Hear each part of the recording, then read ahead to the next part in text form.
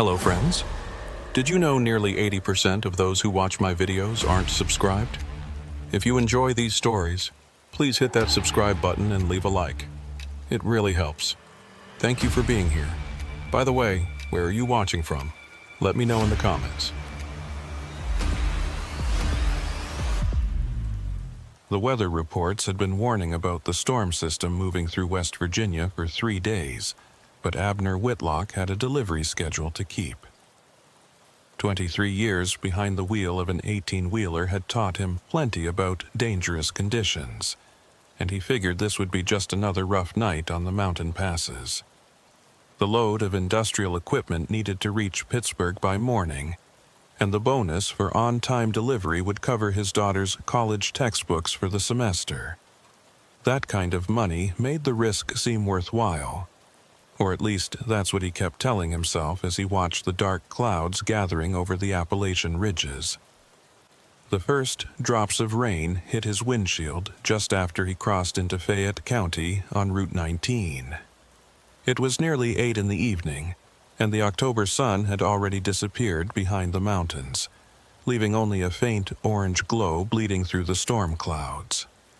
Abner reached for his CB radio, scanning through the channels to catch any chatter from other truckers about road conditions ahead. Most of the frequencies were quiet, just static, and the occasional burst of garbled transmission. The isolation didn't bother him much anymore.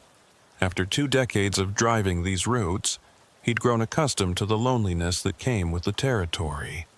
But tonight, something about the empty airwaves made him uneasy.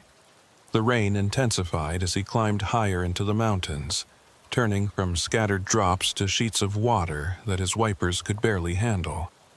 The headlights of his Peterbilt carved twin tunnels through the darkness, illuminating maybe 30 feet of slick asphalt before everything disappeared into a wall of rain and mist.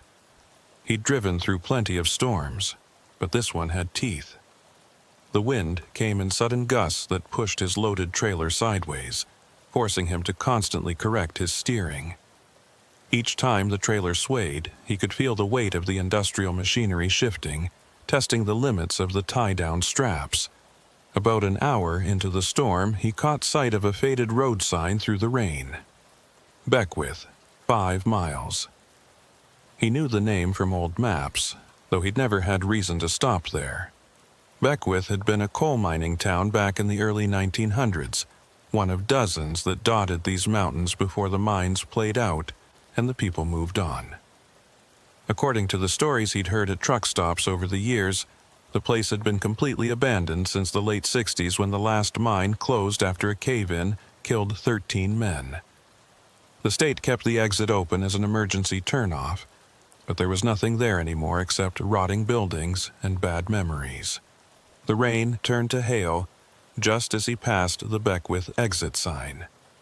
Chunks of ice the size of marbles hammered against his cab, creating a deafening roar that drowned out even the sound of his diesel engine.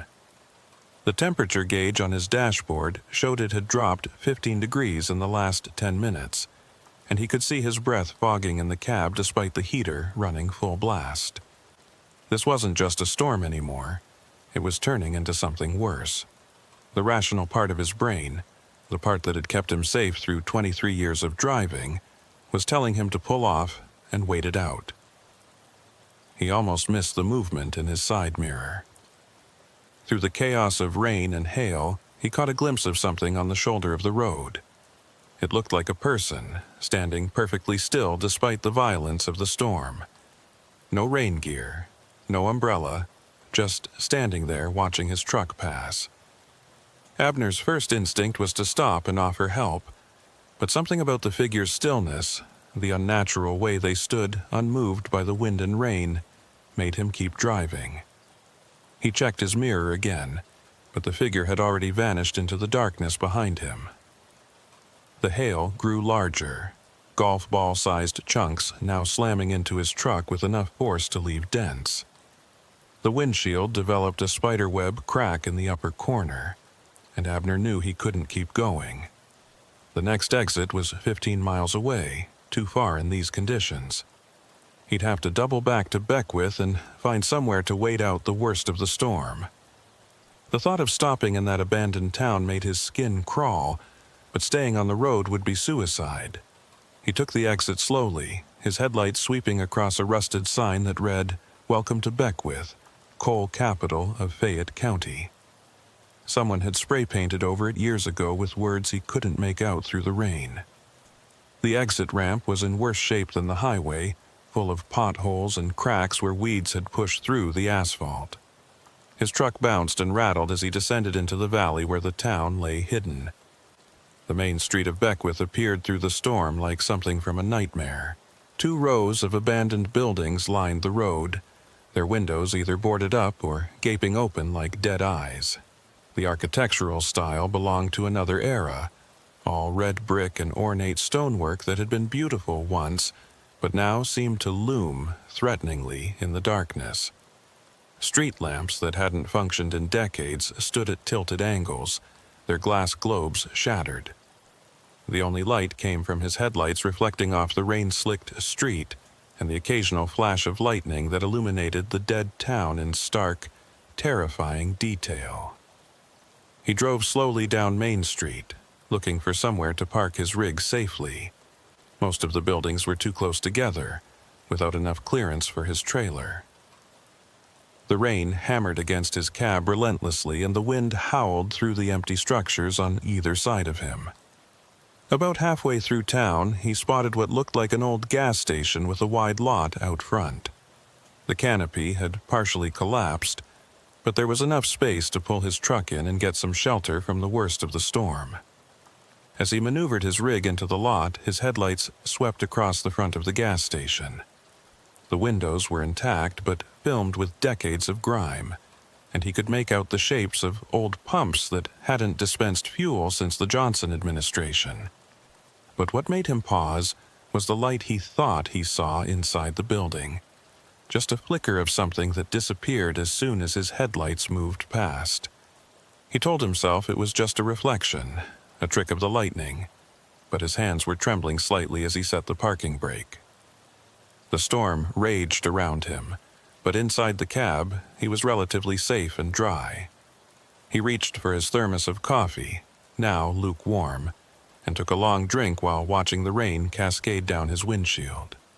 The radio was nothing but static on every channel, not even the emergency broadcast system coming through.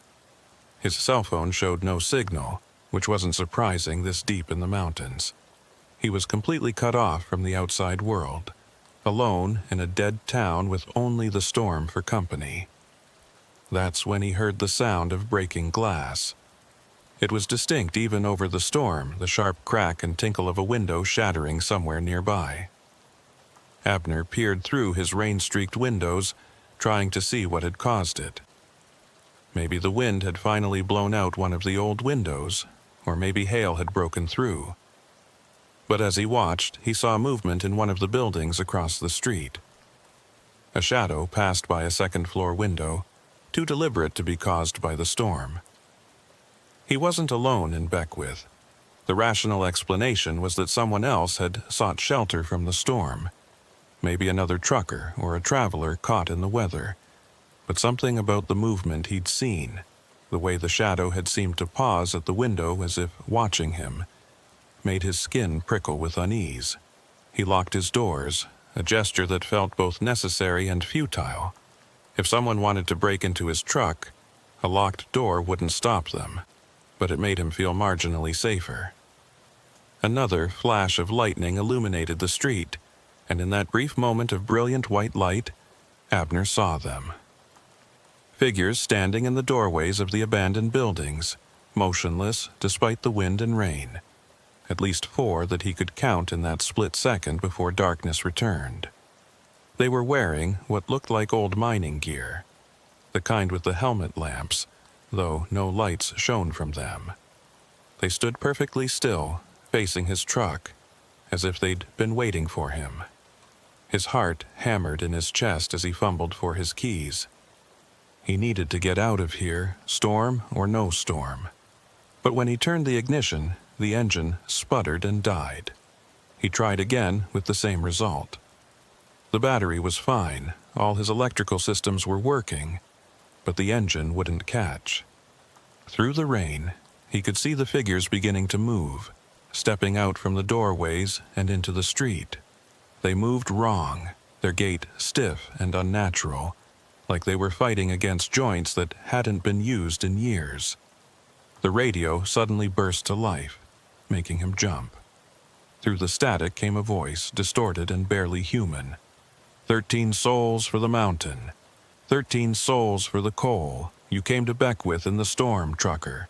The mountain demands its due. The transmission cut off, returning to static, but Abner could hear something else now.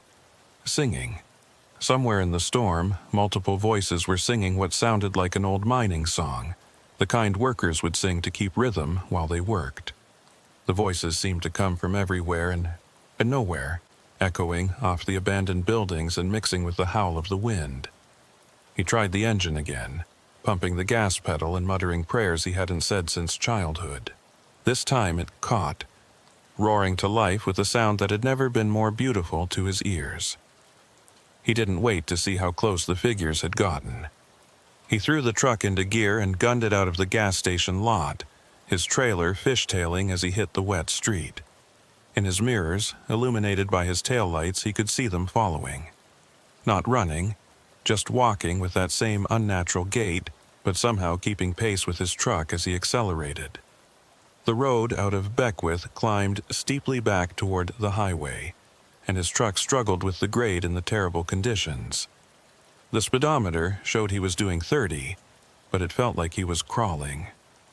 The singing grew louder, and now he could make out the words, "Down in the mine, where the sun don't shine, 13 men lay their heads.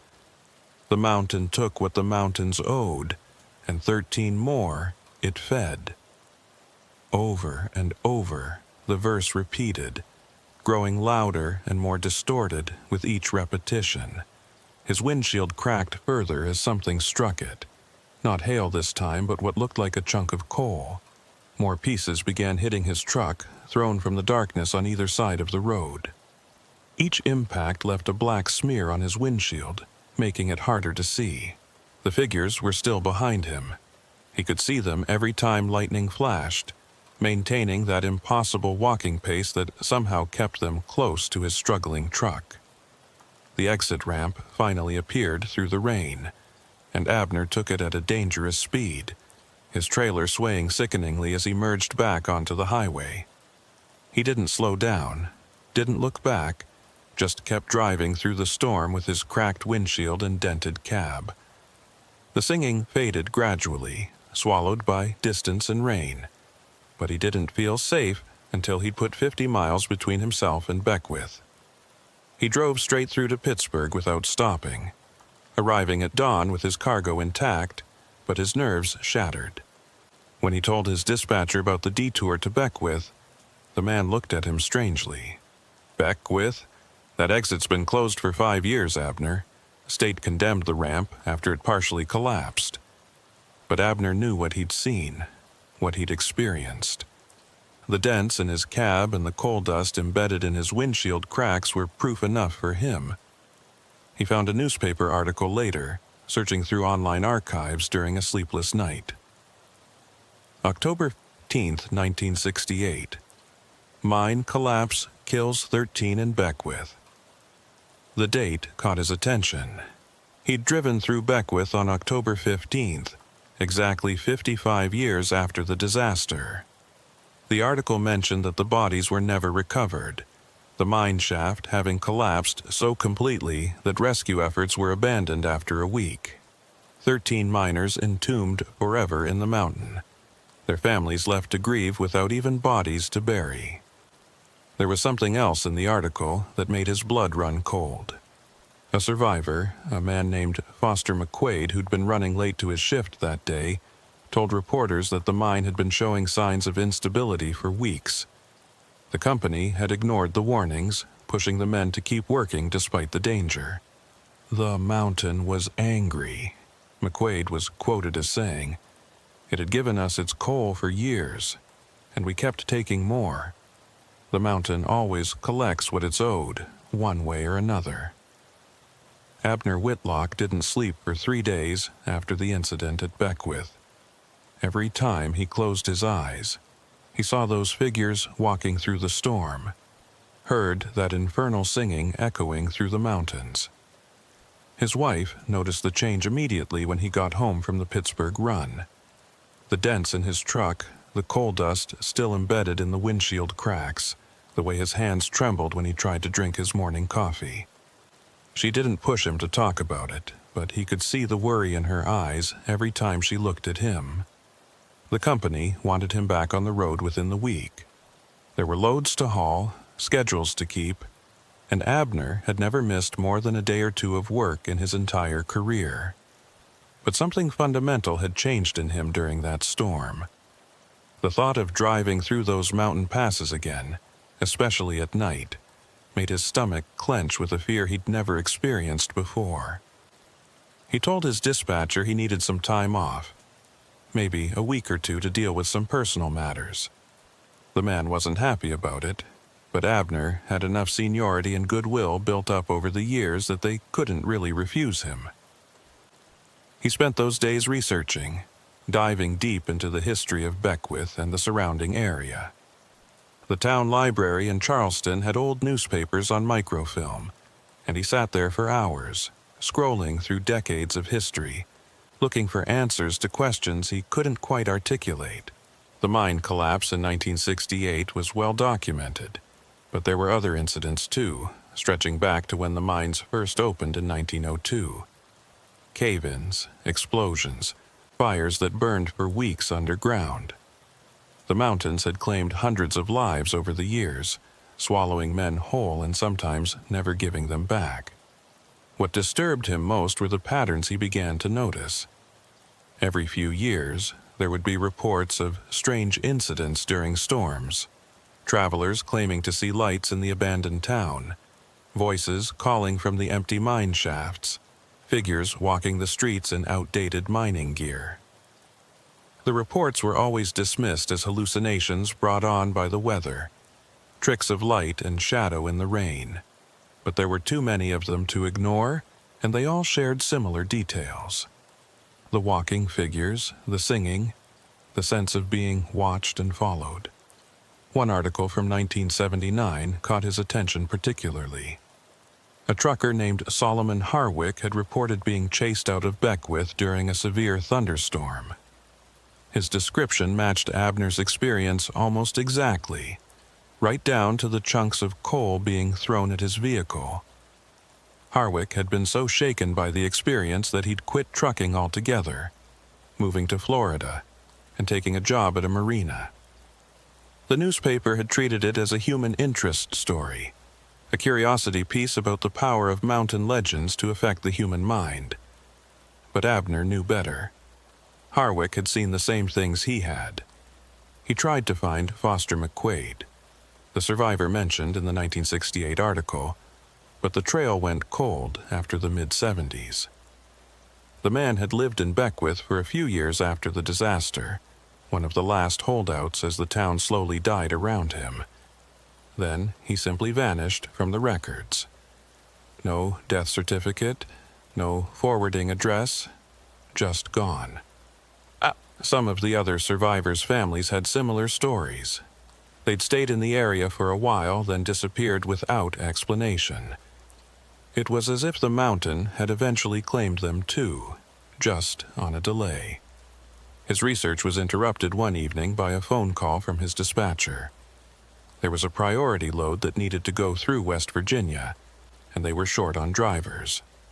The regular route would take him within 20 miles of Beckwith, though he wouldn't need to go through the town itself. The pay was double the normal rate, hazard pay for dealing with another storm system that was moving through the area. Abner's first instinct was to refuse, but the rational part of his mind argued that he was being foolish. He'd driven these roads for decades without incident. One bad experience shouldn't define his entire career. Against his better judgment, he accepted the job. His wife begged him not to go, said she had a bad feeling about it, but he assured her he'd be fine. He wouldn't go near Beckwith, wouldn't even take that exit no matter what happened. It was just another run through the mountains, something he'd done 1,000 times before. But as he climbed into his cab and started the engine, he couldn't shake the feeling that he was making a terrible mistake. The storm hit earlier than predicted, catching him still 50 miles from his destination. It wasn't as severe as the one 2 weeks ago, but the rain was steady and the wind strong enough to make driving treacherous. He kept his speed down, focused on the road, and tried not to think about how familiar it all felt. The radio was working this time, picking up a classic rock station out of Charleston, and he turned it up loud to drown out the sound of rain on his cab. He was making good time despite the weather when he saw the woman standing on the side of the road. She was maybe 40 years old, wearing a rain slicker and holding what looked like a gas can. Her car was nowhere to be seen, which was strange, but Abner figured it must have broken down further back, and she was walking to get fuel. Every instinct told him to keep driving, but he couldn't just leave someone stranded in this weather. He slowed down and pulled over about 50 feet ahead of her. She approached his passenger door and he rolled down the window just enough to talk. The rain was driving hard, and she had to shout to be heard. "Thank you for stopping. My car died about a mile back. I was hoping to catch a ride to the next gas station." Her accent was local, thick with the West Virginia hills, and her face was weathered in the way of people who'd lived hard lives in these mountains. Something about her seemed familiar, though Abner couldn't place it. "Where's your car exactly?" he asked, scanning his mirrors for any sign of a vehicle on the shoulder behind them. The woman pointed vaguely back down the road, but in the rain and darkness he couldn't see anything. His unease grew, but she looked genuinely distressed, water streaming down her face, shivering in the cold. "The next station is about 10 miles, he said finally. "I can give you a ride that far." She climbed into the cab, bringing the smell of rain and something else with her, something earthen and old, like soil that had been disturbed after lying undisturbed for years. As she settled into the passenger seat, Abner got a better look at her face in the cab's interior light. There was something off about her features, a grayish pallor to her skin that the cold couldn't quite explain. Her eyes were dark, almost black in the dim light, and they seemed to look through him rather than at him. "I appreciate this," she said, her voice different now that she was out of the rain, deeper and with an odd resonance. Not many folks would stop in weather like this, especially not around here. She paused, then added, "You know where we are, don't you? This stretch of road?" Abner's hands tightened on the wheel. They were about 5 miles from the Beckwith exit, though he hadn't wanted to think about it. "Yeah, I know where we are," he said carefully, keeping his eyes on the road. The woman nodded slowly, water still dripping from her hair onto his seat. "My family's from Beckwith," she said, and Abner's blood turned cold. "My name's Sybil Harper. My daddy worked the mines before the collapse. Lost him when I was just a girl." The name Harper rang a bell from his research. There had been 3 Harpers among the 13 men killed in 1968, but that would make this woman. The math didn't work. She looked 40 at most, which would mean she wasn't even born when the mine collapsed. "I'm sorry for your loss," Abner managed, his mouth dry despite the humidity in the cab. Sybil turned to look at him fully, and in the brief illumination of passing lightning, her face seemed to shift and change, aging decades in an instant before returning to its previous appearance. "Loss," she repeated, as if tasting the word. "That's a funny way to put it. They're not lost. They're still here, still in the mountain. The mountain keeps everything it takes." The radio crackled and went to static, then began picking up fragments of what sounded like old transmissions, voices from CB radios that hadn't been used in years. Trucker call signs from the 70s and 80s, people reporting road conditions, checking on each other, all overlapping in a chaotic mess of sound. Through it all, Abner could hear that singing again, faint but unmistakable. Down in the mine where the sun don't shine. You need to let me out, Sybil said suddenly, her voice urgent. Right here. Now. They were in the middle of nowhere, no gas station in sight, no buildings, nothing but dark forest on either side of the road. There's nothing here, Abner protested, but she was already reaching for the door handle. Stop the truck, she demanded, and something in her voice made him comply, pulling over to the shoulder. She opened the door and stepped out into the storm, then turned back to look at him. In the red glow of his tail lights, her face was completely different, older, ancient even, with skin like worn leather and eyes that reflected the light like an animal's. You came back, she said, though her mouth didn't move quite right with the words. The mountain remembers you. It marked you that night in Beckwith. You can leave these roads, but you'll always come back. They all do eventually. She walked into the forest, disappearing between the trees, and Abner saw others waiting for her in the darkness. Shapes that might have been people once, standing perfectly still despite the wind and rain. He slammed the door and gunned the engine, tearing back onto the road with his trailer fishtailing behind him. The radio continued its cascade of phantom transmissions, voices from the past bleeding through into the present. He drove faster than was safe in the storm, trying to put distance between himself and whatever he'd just encountered.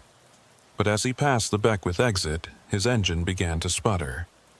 Not again, he thought desperately, pressing harder on the accelerator.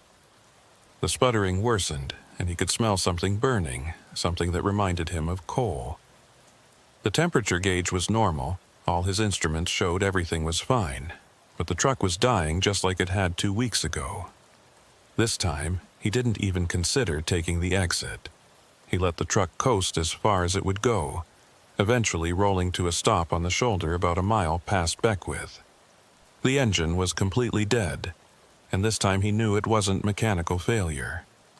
Something wanted him here, wanted him close to that cursed town. He tried his cell phone, but the screen was black, completely dead despite being fully charged when he left. The CB radio produced only static now, not even the ghost voices coming through. He sat in his cab, watching the mirrors, waiting for them to come. The rain hammered against the windows, and the wind rocked the trailer, but for a long time, nothing else happened. Then he saw the lights. Not headlights from vehicles, but smaller lights, bobbing and weaving through the rain. Mining helmets, he realized. Dozens of them emerging from the forest on both sides of the road, converging on his truck. They moved in that same unnatural way he remembered, stiff and mechanical, as if their bodies were being operated by something that didn't quite remember how human movement worked. As they got closer, he could see their faces, or what remained of them. Gray skin stretched tight over skulls, eyes that were just dark holes, mouths that opened and closed without sound. They were singing, he could feel it more than hear it, the vibration traveling through the ground and into his truck. One of them approached his door, and Abner recognized the uniform despite its deteriorated state. The name tag was still visible. McQuaid. Foster McQuaid. The survivor who had been running late that day in 1968. But he hadn't survived, Abner realized. None of them had survived. The mountain had claimed them all eventually, one way or another, and now they served it, bringing it new offerings. McQuaid raised his hand and knocked on the door. 3 slow, deliberate raps that echoed through the cab. When Abner didn't respond, he knocked again, harder this time. The others had surrounded the truck now, dozens of figures in mining gear, all standing perfectly still in the storm. Waiting. The knocking came again, and this time Abner heard McQuaid's voice, distorted and hollow but still understandable. "Open up, trucker. The mountain wants to meet you properly this time." Abner's hand moved toward the door handle against his will, his muscles responding to something other than his own commands. He fought against it, gripping the steering wheel with his other hand, but the compulsion was strong. The door locks clicked open by themselves and the door began to swing wide. The storm rushed in, carrying with it the smell of coal dust and decay, and Foster McQuaid stood there, his hollow eyes somehow still capable of expressing a terrible patience. "You can't fight the mountain," McQuaid said, his voice coming from everywhere and nowhere at once. "It's been here longer than anything else, older than the towns, older than the roads. We dug too deep, took too much, and now we belong to it. But it's not satisfied with just us anymore. 13 souls weren't enough. It wants more. It wants everyone who travels these roads, everyone who comes close enough to hear its call." Abner found his voice, though it came out as barely a whisper. "I won't. I'm not going with you." McQuaid tilted his head, a gesture that looked wrong with his deteriorated neck. "You don't have a choice. You've breathed in the coal dust. It's in your lungs now, in your blood. Every time you close your eyes, you'll see us. Every time you drive these roads, your engine will fail near Beckwith. And eventually, when you're too tired to fight anymore, you'll take that exit one last time." The figures began to move closer, reaching out with hands that were more bone than flesh. But just as they were about to touch him, another sound cut through the storm. A horn, loud and long, from another truck approaching from behind. The figures froze, then began retreating back towards the forest.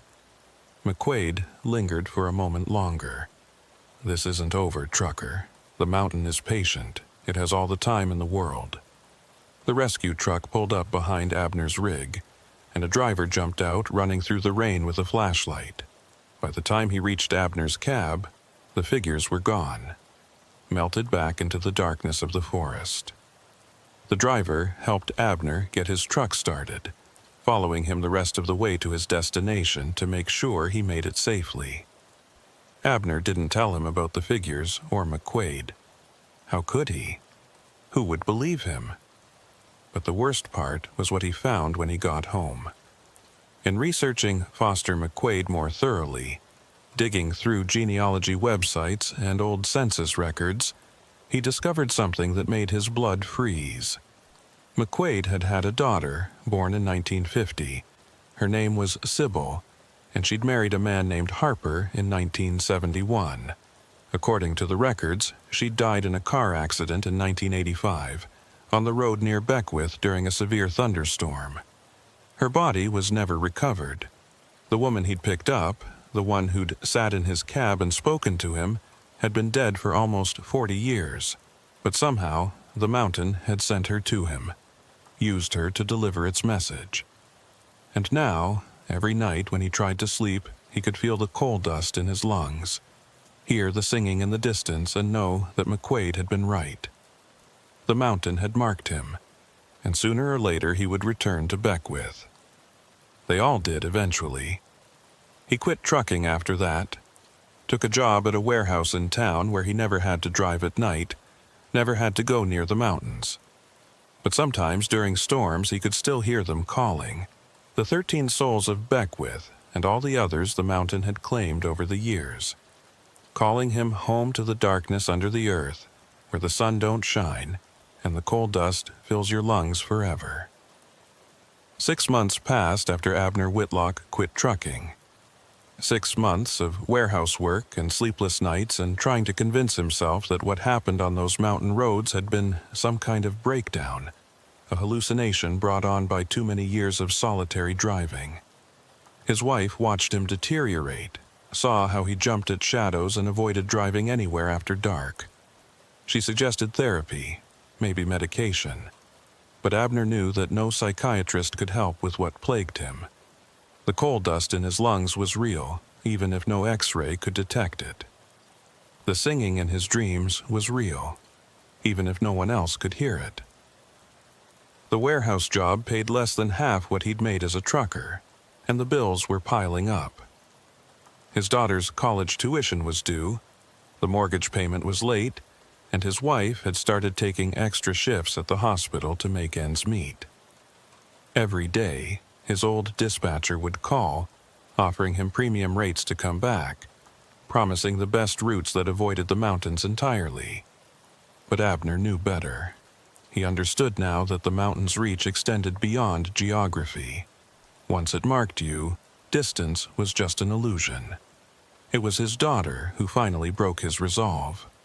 She came home from college for Thanksgiving, and he could see the worry in her eyes when she looked at him. He'd lost 30 pounds, his hair had gone completely gray, and his hands shook constantly now. Over dinner, she mentioned that she might have to drop out, take a semester off to work, and save money. The scholarship covered tuition, but not books or housing, and her part-time job at the campus library wasn't enough. The look of disappointment in her eyes, the death of dreams he saw there, was worse than any supernatural terror. The next morning, he called his dispatcher. There was a high-paying route available, hauling medical equipment from Atlanta to Cleveland. It would take him through West Virginia, but on the interstate, a good 40 miles from Beckwith. The dispatcher promised it would be a daylight run, no night driving required. The pay would cover his daughter's expenses for the entire semester. Abner's hand shook as he held the phone, but he heard himself accepting the job. His wife pleaded with him not to go, said the money wasn't worth it, that they'd figure something else out. But Abner had already made up his mind. He'd face the mountain one more time, prove to himself that its hold over him was just psychological, just trauma that he could overcome. He spent the week before the run preparing, buying new maps that showed alternate routes, checking and double-checking weather forecasts, making sure his truck was in perfect mechanical condition. He even went to church for the first time in 20 years, though he wasn't sure if any god had power over something as old and dark as what lived in those mountains. The morning of the run dawned clear and bright, not a cloud in the sky. The weather forecast showed clear conditions for the next 3 days, no storm systems anywhere near the Appalachians. Abner kissed his wife goodbye, trying not to notice how she clung to him like she might never see him again, and climbed into his cab. The engine started smooth and strong, all systems running perfectly. He pulled out of the depot, telling himself this was just another run, just another day of work. The first few hours went perfectly. Traffic was light, the weather held, and his truck ran like a dream. He made good time through Georgia and into Tennessee, stopping only for fuel and coffee. The mountains rose around him as he entered the Appalachians, but in daylight they seemed less threatening, just ancient rocks covered in autumn trees. He kept the radio on, scanning through stations to keep his mind occupied, refusing to let the silence creep in. It was near the Virginia-West Virginia border when things started to go wrong. First, his radio began picking up static, brief interruptions in the music that lasted just long enough to be noticeable. Then his GPS started glitching, showing his position jumping around on the map, sometimes placing him miles from where he actually was. The temperature gauge flickered, showing normal one moment and redlined the next, though the engine temperature was clearly fine. He was still 40 miles from Beckwith, taking the interstate route that bypassed it entirely, when he saw the first sign. It was new, or at least looked new, professional highway signage that read, "Beckwith Historical Site. Next exit. Experience the mining heritage of West Virginia." His blood went cold. There had never been a historical site at Beckwith. The town had been abandoned for over 50 years, left to rot in the valley. But there was the sign, official and undeniable. More signs appeared as he drove. Beckwith Mining Museum, 2 miles. Historic Beckwith, preserved mining town next right. Each one looked perfectly legitimate, the kind of brown historical markers you'd see at any heritage site. But Abner knew they were lying. There was no museum, No preserved anything. Just an abandoned town full of shadows and things that should be dead. His phone rang, which should have been impossible since he'd turned it off before leaving, specifically to avoid distractions. The screen showed a number he didn't recognize, a local West Virginia area code. Against his better judgment, he answered it. The voice on the other end was Foster McQuaid's, hollow and distant, but unmistakable. "You're getting close, trucker. The mountain's been preparing for you. It's moved things around, made some changes. You can take the interstate all you want, but all roads lead to Beckwith now." The line went dead before Abner could respond. He threw the phone onto the passenger seat and pressed harder on the accelerator. He just needed to get past this section, get through West Virginia and into Ohio. A few more hours, and he'd be safe. But as he rounded the next curve, he saw something that made his heart stop. The interstate ahead was blocked. Not by traffic or an accident, but by what looked like a massive coal slide that had covered all 4 lanes. Official detour signs directed traffic off the next exit, which according to the sign led to Beckwith. He pulled over to the shoulder, his hands shaking as he grabbed his atlas. The map showed the interstate clear and unobstructed. No alternate routes in this area except through the mountain passes. But the coal slide was undeniably real. Black rock piled 20 feet high across the highway. Other vehicles were already taking the detour, following the signs without question. Abner watched them go, normal people in normal cars, having no idea what they were driving toward. He had 2 choices: turn back, abandon the run and the money his daughter needed, or follow the detour through Beckwith. The rational part of his mind said the town couldn't hurt him in broad daylight, with other traffic around. Whatever haunted that place seemed bound to storms and darkness, but his instinct screamed at him to turn around, to get as far from here as possible. A state trooper pulled up behind him, lights flashing. The officer approached his window, looking tired and irritated. "You need to keep moving, sir. Can't have trucks blocking the shoulder. Detours clearly marked." Abner wanted to warn him, to explain why the detour was dangerous, but how could he? The officer would think he was insane. "How long has the road been blocked?" Abner asked instead. The trooper looked confused. "Blocked? What are you talking about? Road's clear ahead." Abner looked forward, and his heart sank. The coal slide was gone. The interstate stretched clear and empty ahead. No obstruction in sight.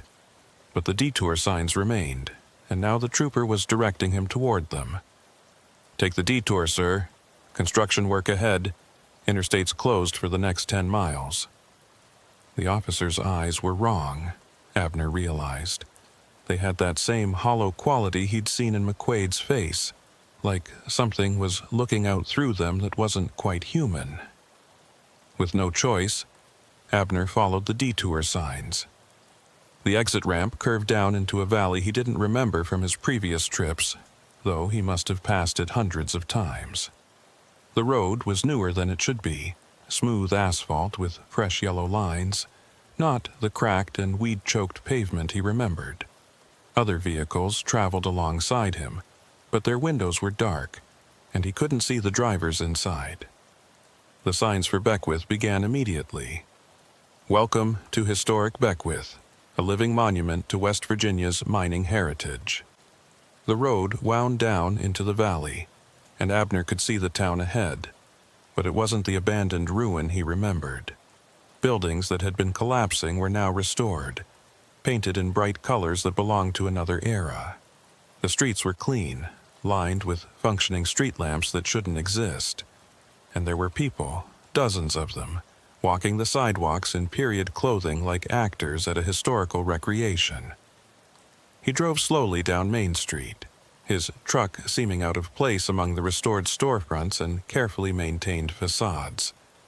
The gas station where he'd parked during the storm was now a gleaming vintage service station, complete with attendants in 1950s uniforms. The other vehicles that had taken the detour were nowhere to be seen, as if they'd simply vanished once they entered the town. A woman stepped into the street ahead of him, forcing him to stop. It was Sybil Harper, but not as she'd appeared in his truck that night. She looked younger, healthier, dressed in a pristine 1960s dress with her hair perfectly styled. She walked to his driver's side window and smiled, an expression that didn't reach her eyes. "Welcome back, Mr. Whitlock. We've been preparing for your visit. The museum is just ahead, in the old company store. Foster's waiting for you there." Abner kept his hands on the wheel, fighting the urge to floor it and try to escape. "This isn't real," he said, his voice barely above a whisper. Sybil's smile widened, showing too many teeth. "Real is a funny concept, Mr. Whitlock. This town is as real as the mountain wants it to be. Some days it's ruins, some days it's like this. Today, for you, it's showing its best face. The museum has something special prepared, just for you." She stepped back, gesturing for him to continue forward. The other pedestrians had stopped walking and were all facing his truck now, watching with those hollow eyes. Men in mining gear, women in vintage dresses, children in old-fashioned school clothes. None of them moved, none of them blinked. They just stood and stared as he drove past. The company store loomed ahead, a 3-story brick building that had been a burnt-out shell the last time he'd seen it. Now it stood pristine, with Beckwith Mining Museum painted in gold letters above the entrance. The parking lot was empty except for a single vehicle, an old pickup truck that looked familiar. As Abner pulled in, he realized it was the same truck that had stopped that first night, the one driven by the man who'd offered to help him. He sat in his cab for a long moment, engine idling, debating whether to go inside. But he knew he didn't really have a choice. The mountain had orchestrated this, brought him here for a purpose. Until he faced whatever was in that museum, it wouldn't let him leave. Every road would lead back to Beckwith. Every detour would circle around to this moment. The museum's front door was open, spilling cool air that smelled of coal dust and something else, something organic and wrong. Abner climbed down from his cab, his legs unsteady, and walked toward the entrance. The street behind him had gone completely silent, even the sound of his still-running truck seeming muffled and distant. At the threshold he paused, looking back to see all the townspeople had moved closer, forming a semicircle around his truck. Inside, the museum was dark despite the daylight outside. Display cases lined the walls, filled with mining equipment, old photographs, and newspaper clippings. But the photos were wrong. They showed faces he recognized, people who shouldn't be in pictures from the early 1900s. His own face stared back at him from a group photo labeled Beckwith Mining Crew, 1913. In the image, he stood among 13 miners, all with those hollow eyes, all wearing expressions of terrible resignation. Foster McQuaid emerged from the shadows between displays, looking more solid than he had during their last encounter. He wore a suit now, formal and old-fashioned, like a funeral director from another era. "Welcome to our museum, Mr. Whitlock. We've been collecting for a long time. Every person who's driven these roads, everyone who's been touched by the mountain, has a place here. Your place has been waiting since before you were born." The displays changed as Abner watched, the photographs shifting to show different scenes. His truck appearing in images from the 1930s, 1980s, 1950s. Always the same truck, always with him at the wheel, even in pictures that predated his birth by decades. In some images he was alone. In others, shadowy figures filled his cab, passengers he didn't remember picking up. "The mountain exists outside of time," McQuaid explained, his voice echoing strangely in the dark space. "Past, present, future, they're all the same to it.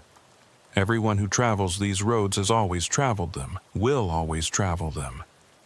You've been driving through Beckwith for 100 years, Mr. Whitlock.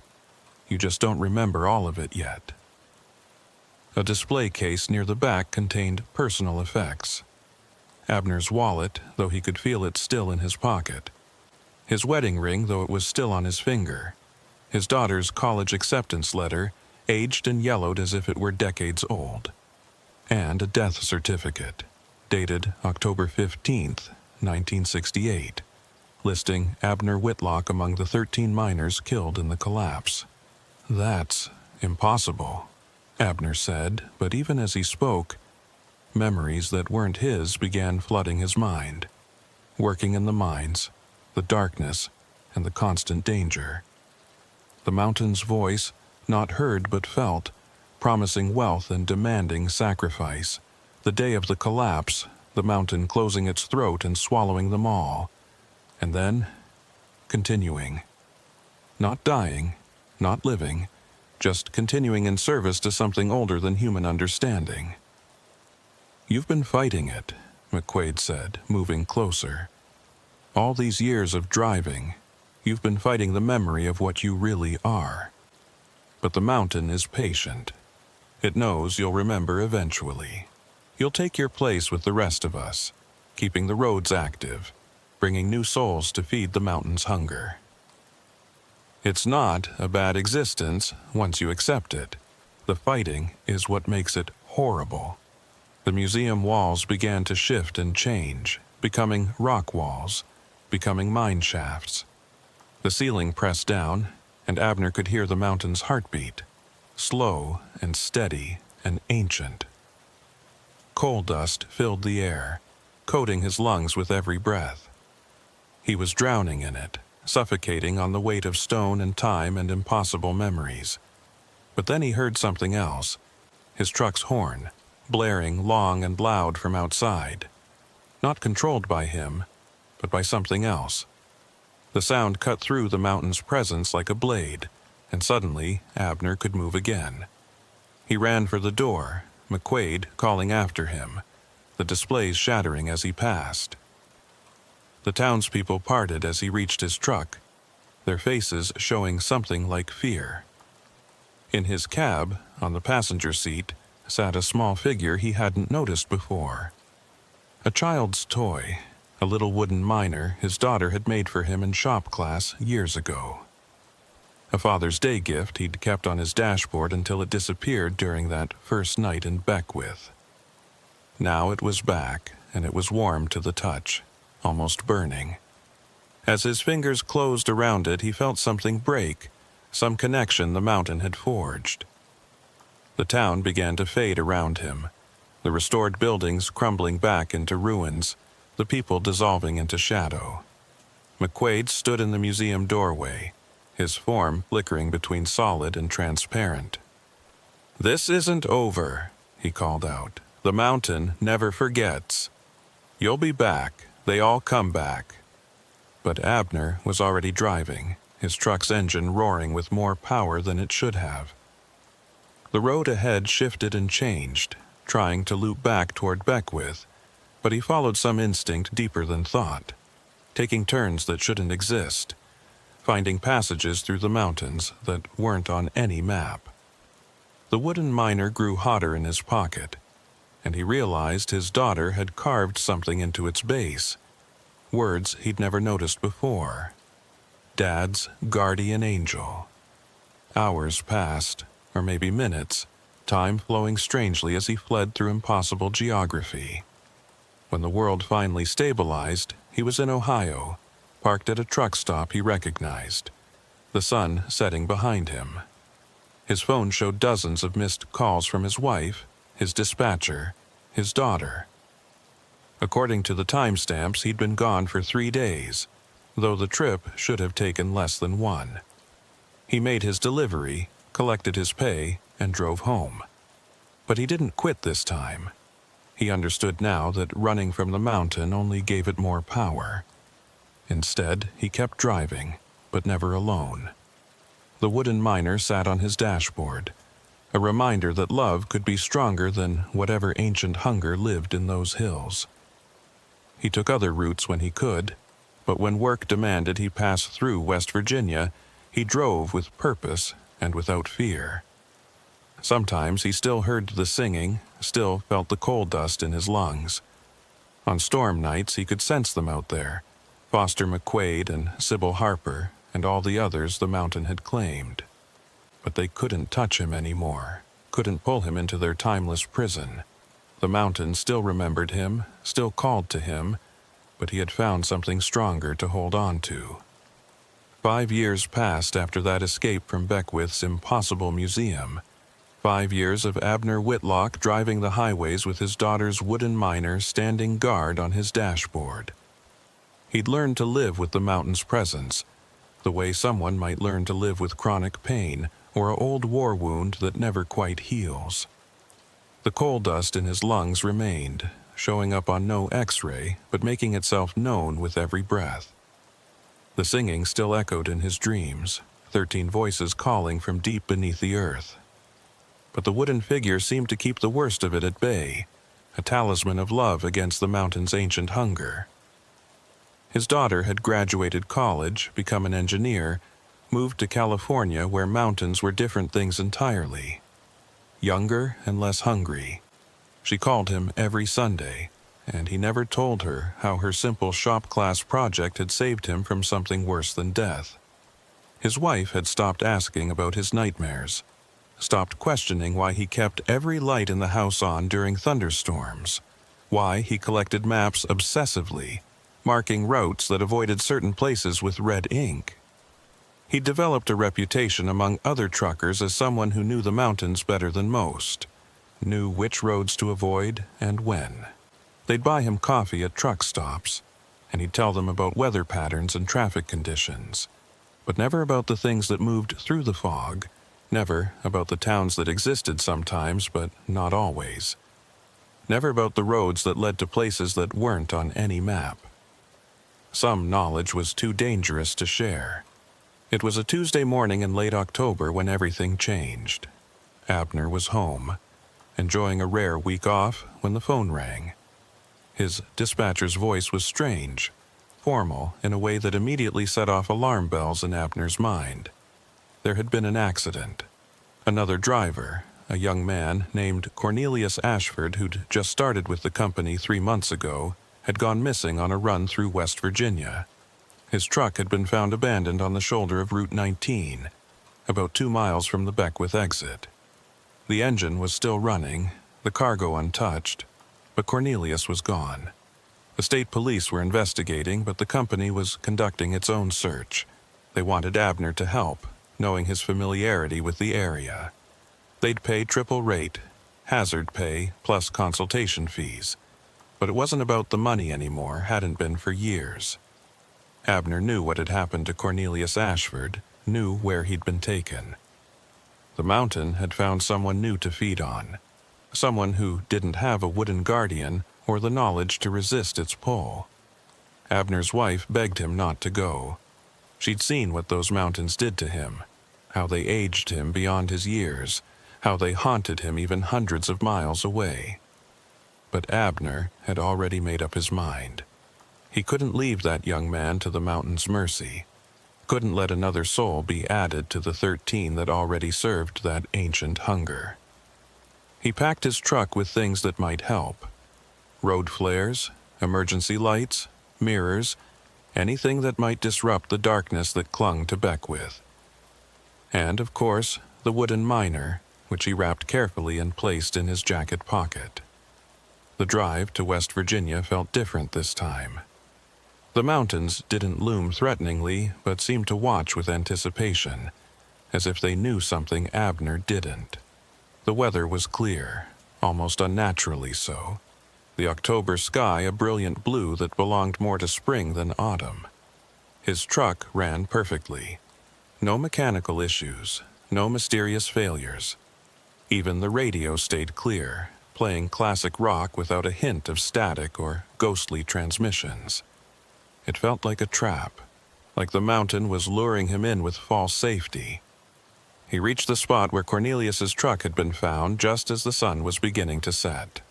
The vehicle had already been towed, but Abner could see the marks on the shoulder, could smell something in the air that didn't belong.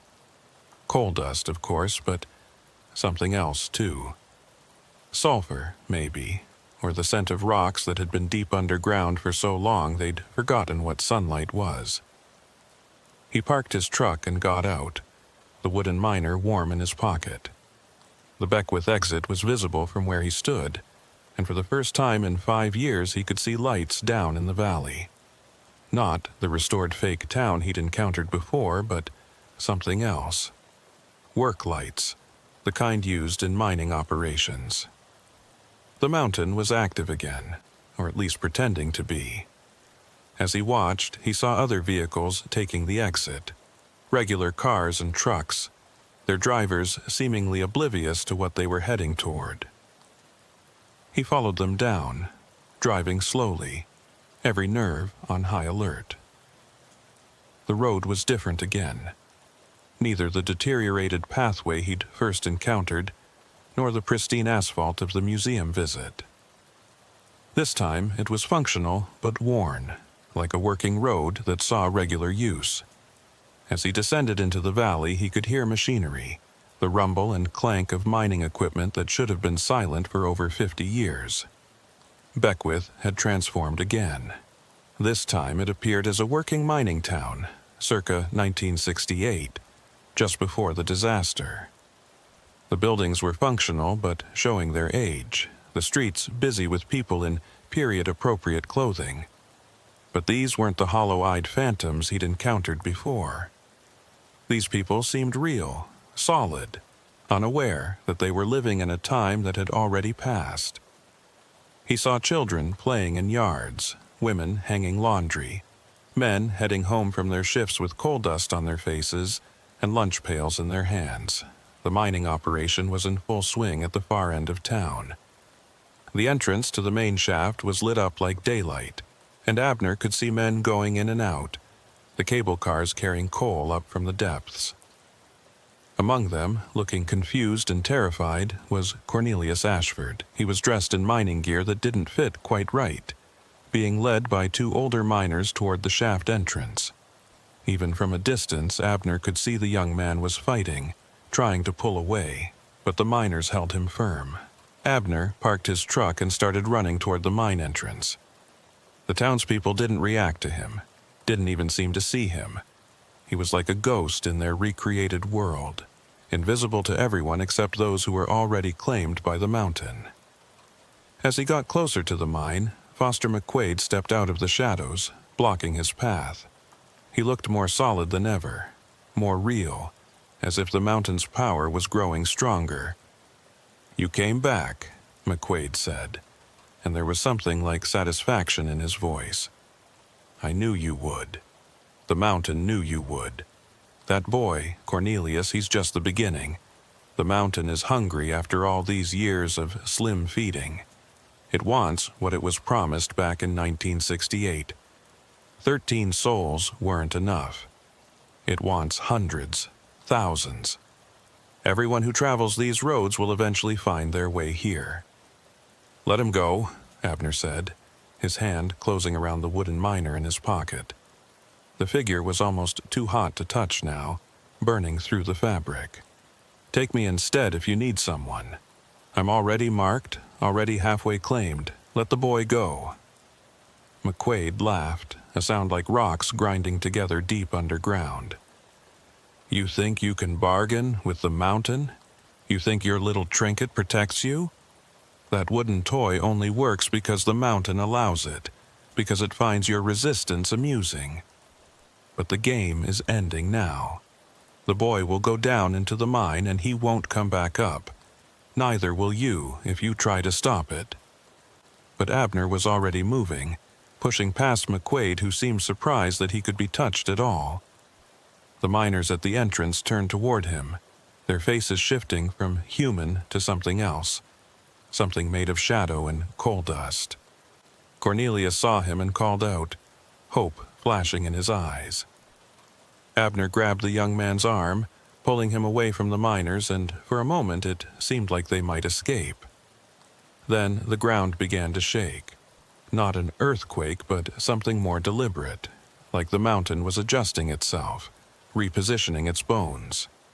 The mine entrance began to collapse, not in the chaotic way of a natural cave-in, but with purposeful precision, stones falling to create a new configuration. The townspeople finally noticed them, turning as one to stare with eyes that had gone completely black. They began walking toward the mine, all of them, men, women, children, moving with that same mechanical gait Abner remembered. "Run!" Abner shouted, pushing Cornelius toward where he'd parked his truck. But the young man was in shock, his legs barely working, stumbling and falling every few steps. The townspeople were getting closer, and behind them, Abner could see others emerging from the mine, the 13 original victims, still in their mining gear, their faces those of corpses that refused to acknowledge their death. They moved faster than the others, with purpose and terrible intent. The wooden miner in Abner's pocket suddenly burst into actual flames, burning through his jacket. He pulled it out, and it was glowing like a coal from a forge, but somehow not burning his hand. Light poured from it, warm and golden, nothing like the harsh white of the mining lights. The approaching figure stopped, seeming to recoil from the light. Even McQuaid, who had been following them, took a step back. "That won't last," McQuaid called out. "The mountain is older than love, older than hope. Your daughter's protection is burning itself out. When it's gone, you'll have nothing left to shield you." But Abner wasn't listening. He was remembering something his daughter had said when she gave him the figure, something he'd dismissed as a child's fancy at the time. "I carved it from wood that grew over coal," she'd said. "The man at the craft store said it was from an old mine site that got reclaimed by forest. I thought it was perfect for you, Dad, something that grew from darkness into light." The wood was from here, from these mountains, from places where the coal had been taken and nature had reclaimed its territory. It wasn't just a token of love. It was the mountain's own substance transformed, proof that even the oldest darkness could be overcome. Abner held the burning figure high, and its light grew stronger, spreading outward in waves that made the phantom townspeople fade like shadows at sunrise. "Cornelius," Abner said, his voice steady despite everything, "I need you to listen to me very carefully. This place isn't real, not in the way we understand real. It's a memory, a wound in time that won't heal. But memories can be changed. Wounds can be closed. Think about why you're here. Think about what brought you to these mountains." The young man's eyes were wide with terror, but he managed to speak. "My grandfather, he died in these mountains, in a mine collapse, October 15th, 1968. His name was Elijah Ashford. I wanted to see where it happened, wanted to understand why he never came home.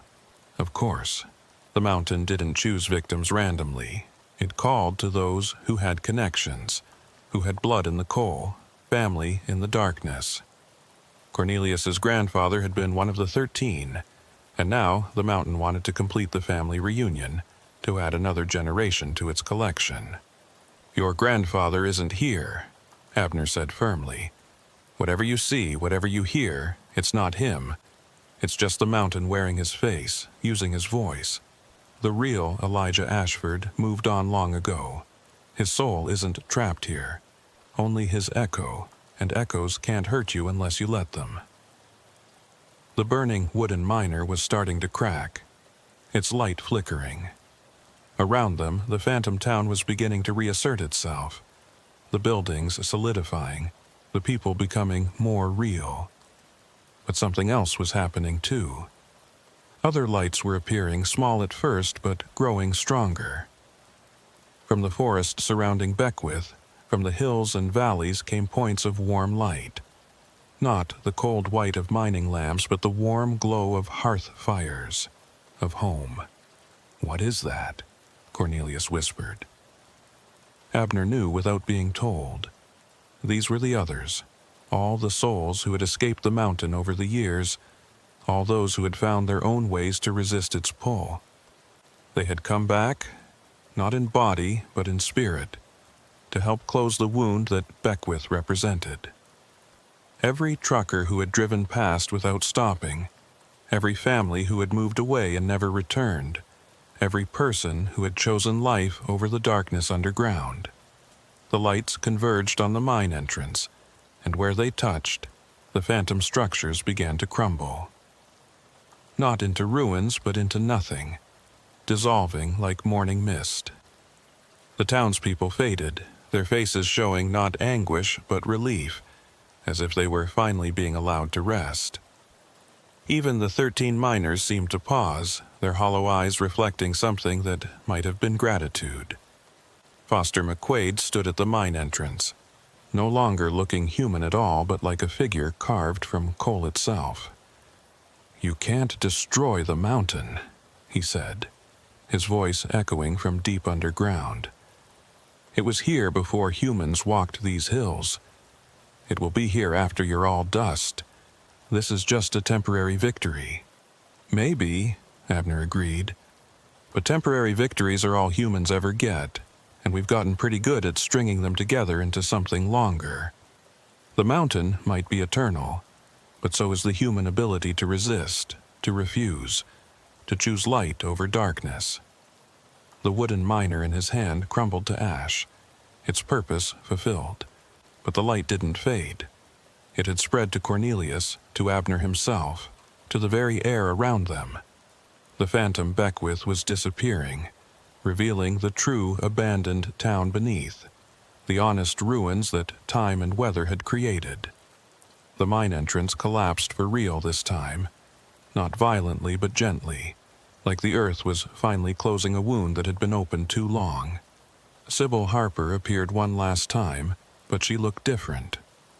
Younger, cleaner, more like the woman she must have been before the mountain claimed her.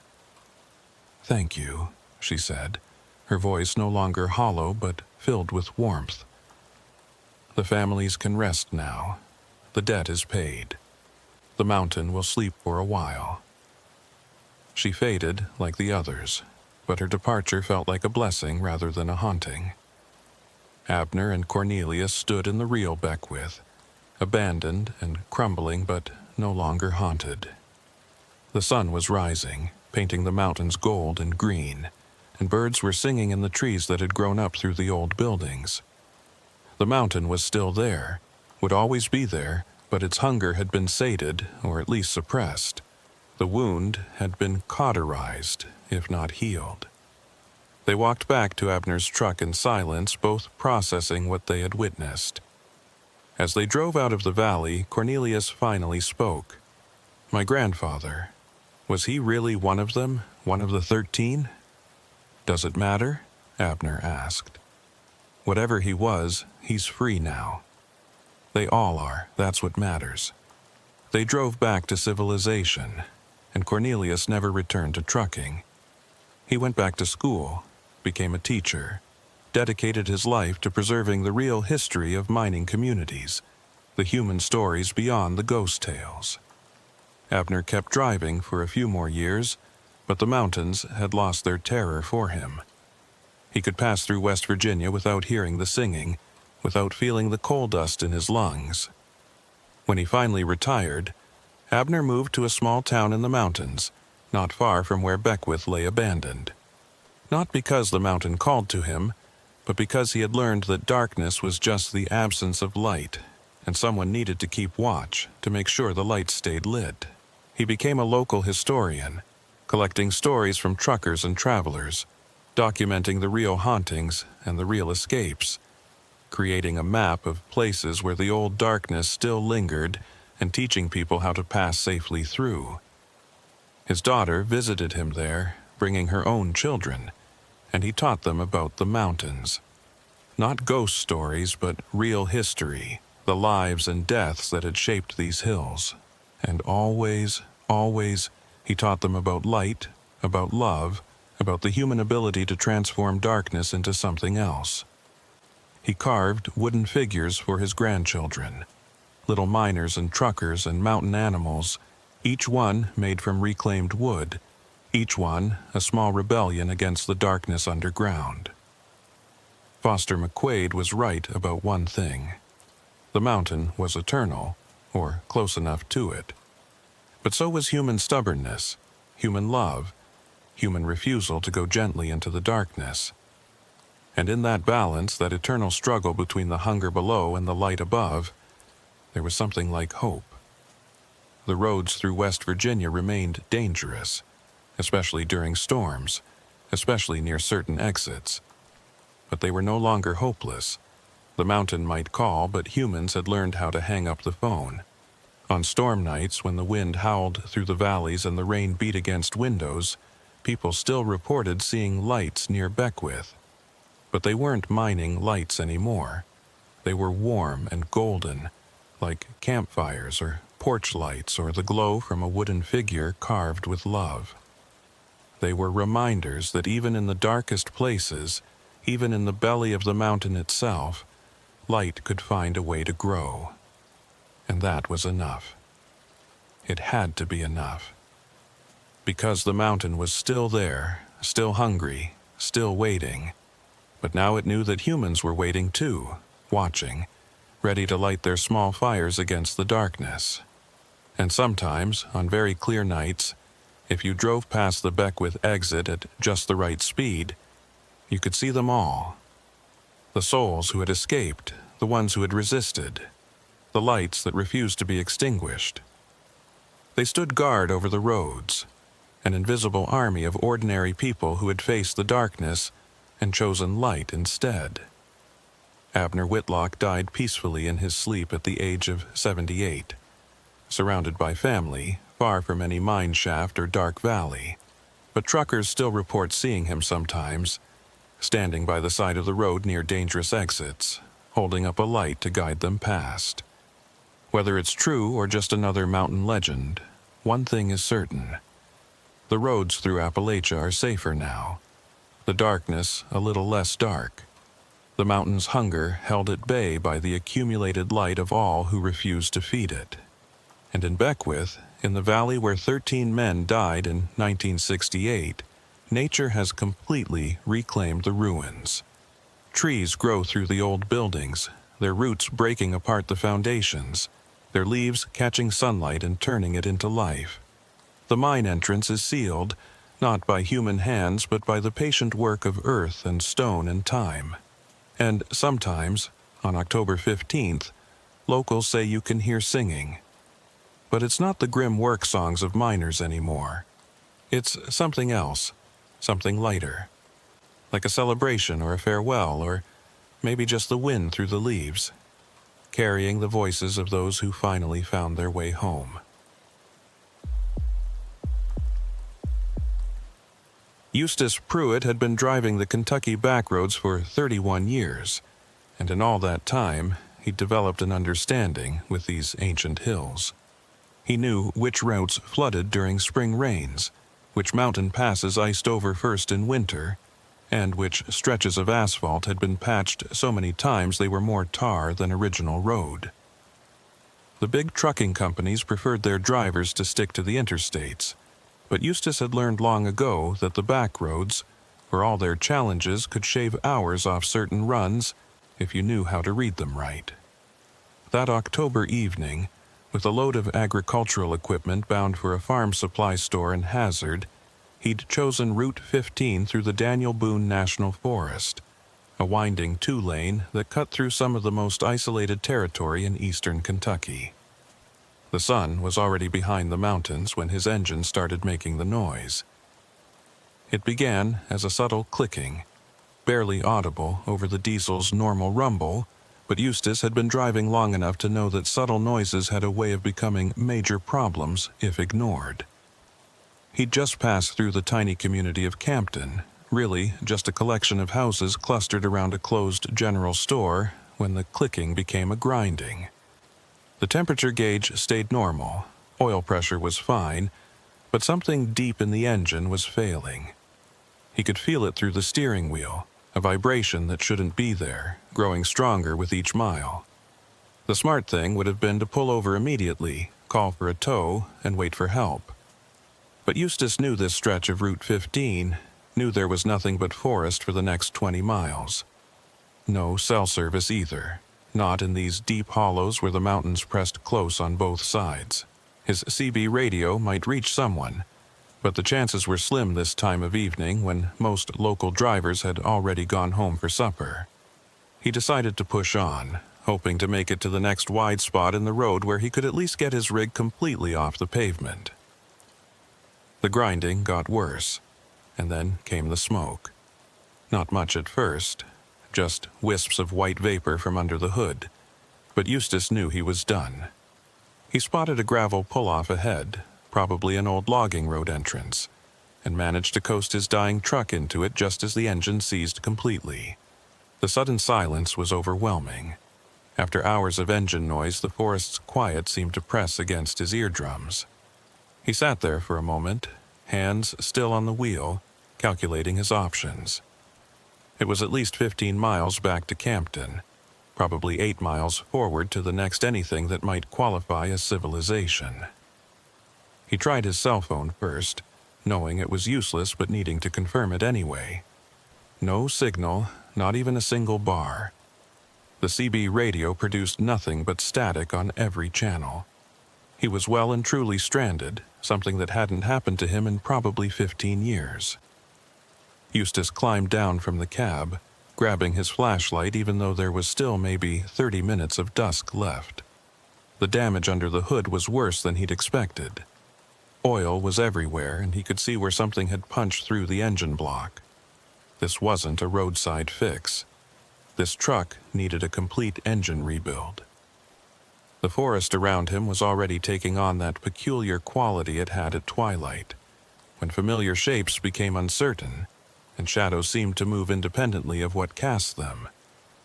He'd grown up in these mountains, spent his childhood exploring hollers and ridges not too different from this one, but that had been a long time ago. 30 years of driving trucks had given him a different relationship with the wilderness. Now it was something he passed through, viewed through windshield glass, not something he existed within. Standing there on that gravel pull-off with his broken truck, he felt that old childhood unease returning, the awareness of how small a human was compared to these ancient hills. He was weighing his options, debating whether to start walking back toward Campton or wait until morning when he heard the voice. "That's a bad spot for a breakdown, friend." Eustace turned to find a man standing at the edge of the forest, maybe 20 feet away. He was certain the man hadn't been there moments before, hadn't heard any footsteps on the gravel or leaves. The stranger was probably in his 60s, wearing overalls and a flannel shirt that had seen better decades, with a face weathered by sun and hard living. He looked like any of 100 mountain men Eustace had encountered over the years, except for his eyes.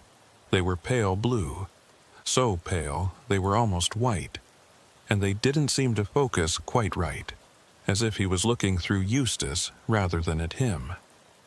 "Engine seized up on me," Eustace said, trying to keep his voice casual despite the unease crawling up his spine. "You live around here?"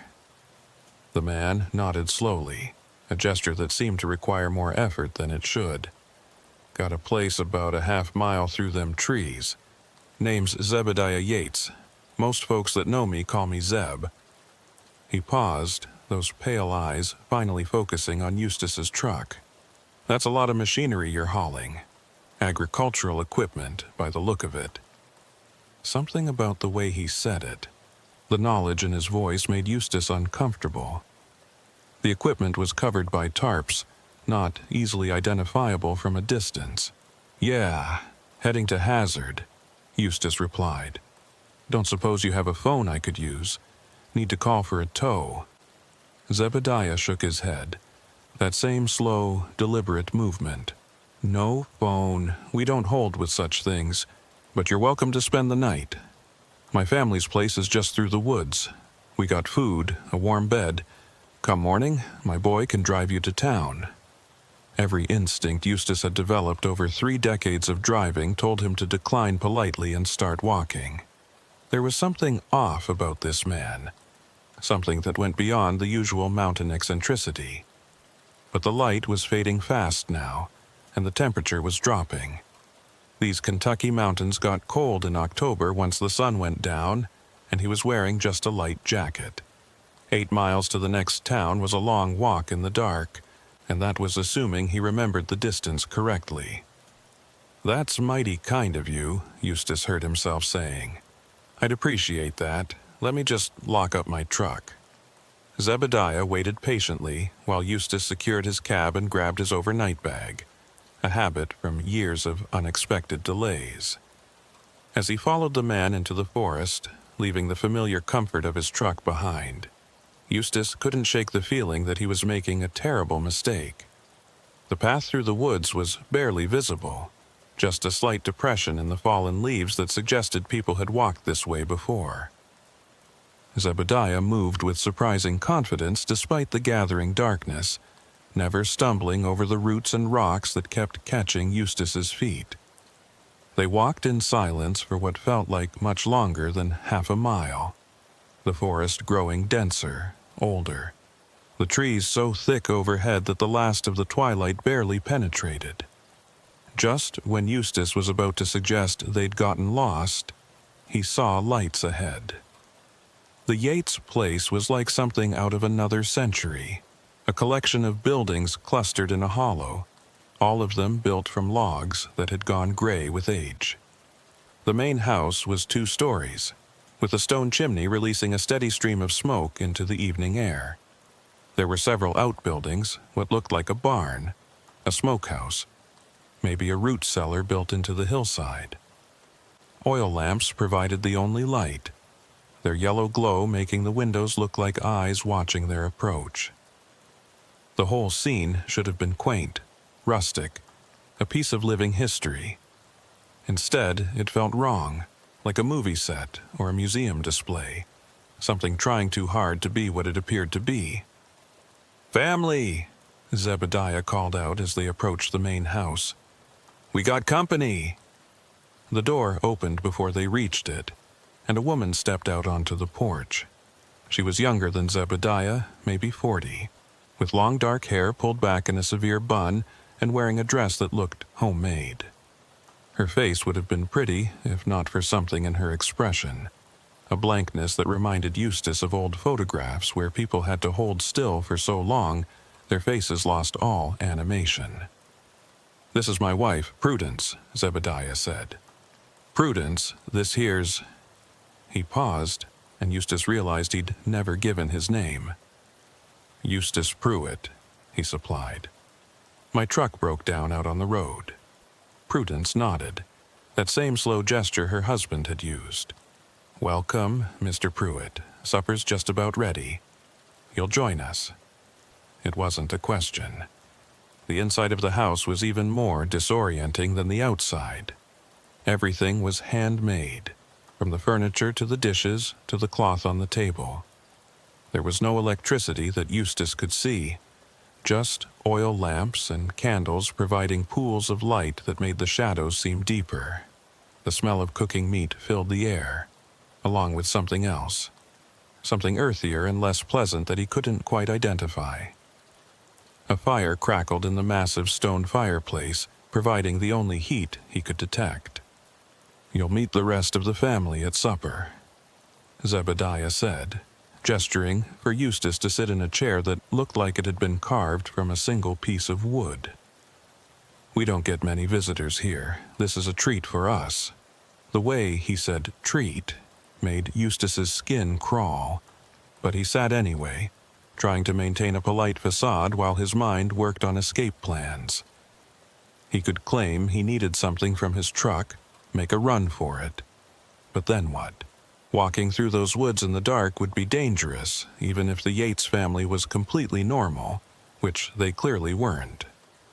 Others began filing into the room, and Eustace's unease deepened into genuine fear.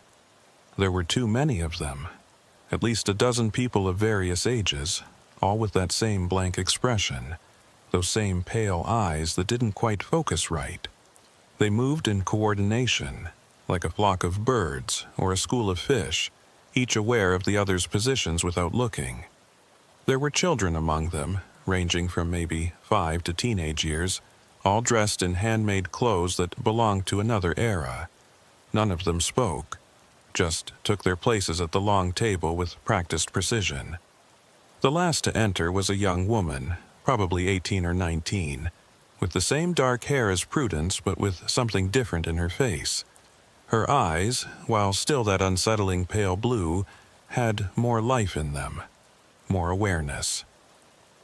She looked at Eustace with what might have been curiosity or sympathy or warning. He couldn't tell which. "This is our daughter, Minerva," Prudence said, noticing Eustace's attention. "Minerva, this is Mr. Pruitt. His truck broke down." Minerva nodded, but unlike the others, her movement was quick, normal, human. "Pleased to meet you, Mr. Pruitt," she said, and her voice too was different, containing inflections and emotions the others lacked. She took a seat across from him, and he noticed how the other family members seemed to shift slightly away from her, as if she was something foreign in their midst. The meal was served in wooden bowls, some kind of meat stew that Eustace couldn't identify. It tasted gamey, wild, not unpleasant but unfamiliar. No one spoke during the meal except to ask for things to be passed, and even those requests were made in whispers.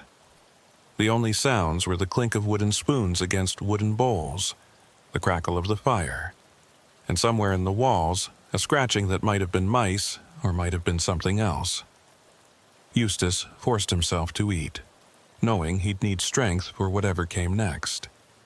He kept glancing at Minerva, who seemed to be the only one actually eating rather than just going through the motions. The others moved food to their mouths, chewed, swallowed, but mechanically, without any sign of taste or satisfaction. It was like watching automatons programmed to simulate a family dinner. "You've been driving these roads long?" Zebediah finally asked, breaking the oppressive silence. Eustace nodded, swallowing a mouthful of the strange meat. "About 30 years, give or take." Zebediah's pale eyes seemed to brighten slightly. "Then you know about the old families, the ones that were here before the government made the forest a park." It wasn't really a question, but Eustace nodded anyway. He did know the stories, families that had lived in these hollers since before Kentucky was a state. Forced out when the Daniel Boone National Forest was established, some of them refusing to leave, becoming squatters in their own ancestral homes. "We never left," Zebediah continued, confirming what Eustace had already suspected. "This land's been ours for 200 years. The government says it belongs to them now, but the land knows better. The land knows who its real children are." The others around the table nodded in unison, that disturbing synchronized movement that made them seem like extensions of a single organism. Only Minerva remained still, her eyes fixed on her bowl. "Must be hard living out here without modern conveniences," Eustace said, trying to keep the conversation normal, trying to pretend this was just a backward family and not something far stranger. Prudence made a sound that might have been a laugh but came out more like a cough. "Modern conveniences," she repeated. "That's what destroyed the world outside these woods. Electricity, telephones, automobiles, all of it just ways to separate people from the land, from what's real. But we found a way to stay connected," Zebediah added, and now his pale eyes were definitely brighter, almost luminous in the lamplight. "The land taught us how, showed us what we needed to do to remain its children." He paused, looking around at his family, all of whom were now staring at Eustace with those same bright eyes. "Would you like to see?" Every instinct screamed at Eustace to say no, to make an excuse, to get out of this house immediately. But he was surrounded, outnumbered, and the darkness outside was complete now. "Maybe after supper," he said, forcing a smile. "That stew's sitting heavy, and I'm pretty tired from the drive." Minerva suddenly stood, the scrape of her chair loud in the quiet room. "I'll show Mr. Pruitt to his room," she said, not looking at her parents. "He must be exhausted." Zebediah's eyes narrowed slightly, but Prudence placed a hand on his arm. "Yes, that's fine, Minerva. The blue room is ready." Eustace followed Minerva up a narrow staircase, the wood creaking under their weight. The upper floor was darker, only a single oil lamp in the hallway providing light. She led him to a room at the end of the hall, opening the door to reveal a sparse but clean space with a bed, a chair, and a small table. The window looked out into complete darkness, not even starlight visible through the glass. "Lock your door," Minerva whispered, so quiet he almost missed it. "No matter what you hear, don't open it until sunrise." Before he could respond, she was gone, moving down the hallway with silent steps. Eustace stood in the doorway for a moment, listening to the murmur of voices from below, then stepped inside and turned the old-fashioned key in the lock. The mechanism was well oiled, clicking into place with a solid sound that should have been reassuring but wasn't. He sat on the bed, still fully clothed, trying to make sense of what he'd walked into. The Yates family was obviously isolated, possibly inbred, certainly strange, but was there actually danger here or just eccentricity taken to an extreme? The scratching in the walls had followed him upstairs, louder now, definitely not mice. It sounded deliberate, rhythmic, like something was trying to communicate through the wood itself. Time passed, maybe an hour, maybe more. The voices downstairs had gone quiet, and the house had taken on that peculiar quality of a place where people are awake but pretending to sleep. Then he heard footsteps in the hallway, slow and measured. They stopped outside his door, and he could see shadows moving in the gap underneath. The doorknob rattled gently, testing. Eustace held his breath, Minerva's warning echoing in his mind. "Mr. Pruitt," Zebediah's voice came through the door, soft and reasonable. "The family would like to show you something special. Won't take but a moment." Eustace didn't respond, didn't move, barely breathed. The doorknob rattled again, more insistent. "Mr. Pruitt, it's rude to ignore your hosts. We've opened our home to you." More footsteps, multiple sets now, gathering in the hallway. Eustace could hear them breathing, a synchronized sound like a single pair of lungs with multiple mouths. The scratching in the walls intensified, and he realized it was coming from everywhere, inside every wall of the room, above in the ceiling, below in the floor. Whatever was in the walls was all around him. "He's not ready," he heard Minerva's voice, firm and clear. "The land hasn't chosen him. You know the rules, Father. It has to choose." There was a long silence, then Zebediah spoke again, his voice different now, older, like something speaking through him rather than from him. "The land is hungry, daughter. It's been too long since we fed it properly." "Then find another way," Minerva replied. "This one's not right. You can feel it. The land doesn't want him." Another long silence. Then the footsteps began moving away, reluctantly, slowly. The scratching in the walls continued for a while longer. Then it too faded, leaving Eustace alone in the darkness with his racing heart and the terrible certainty that he'd stumbled into something far worse than just a strange family in the woods.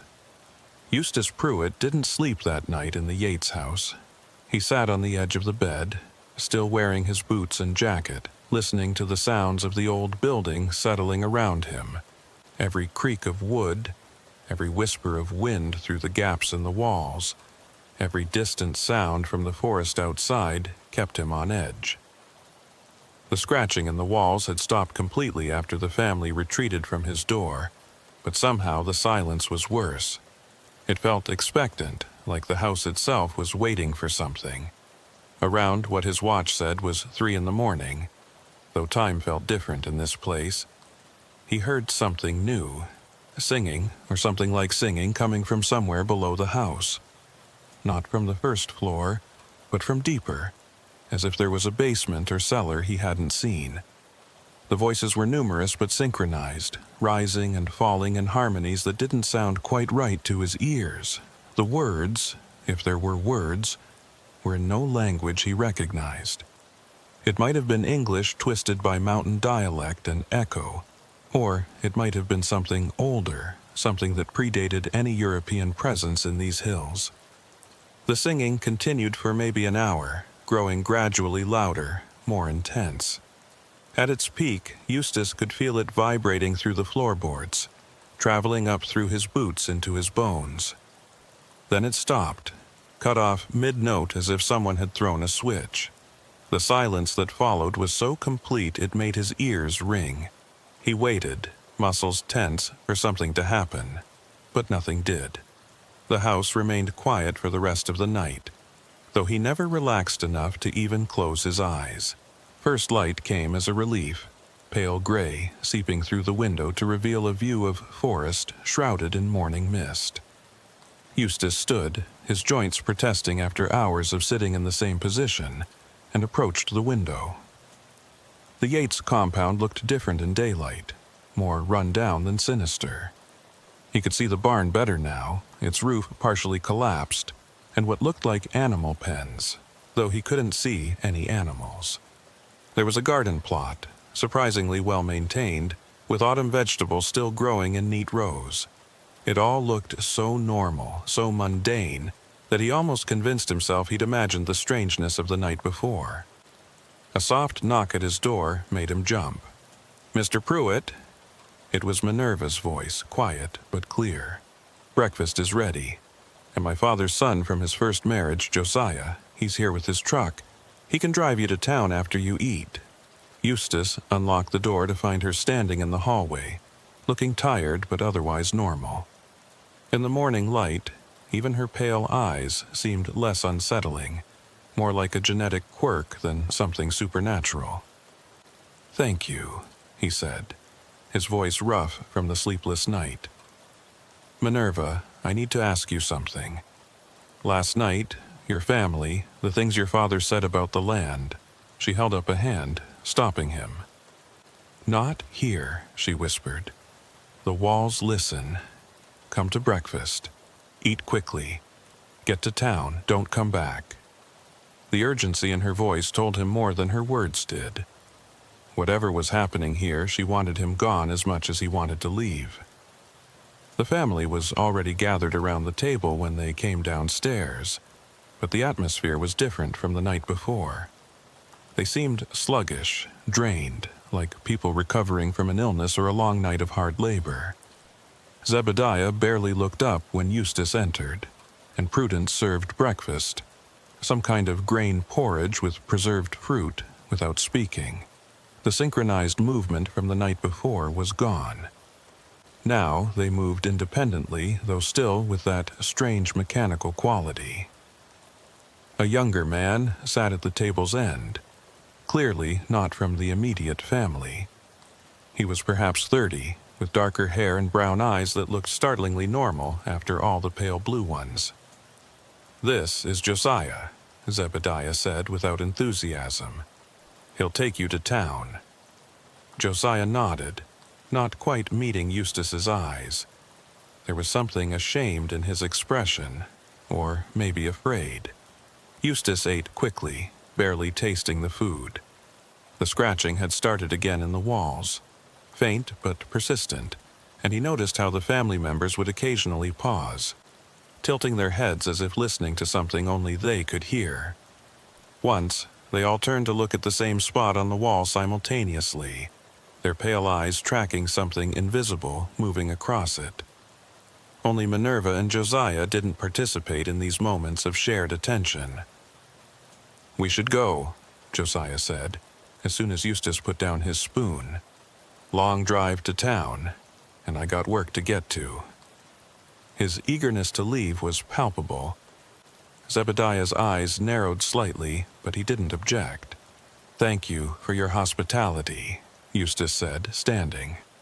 The words felt hollow, ridiculous given the circumstances, but social niceties seemed important somehow, like they might protect him from whatever was really happening here. The walk back through the forest was different in daylight.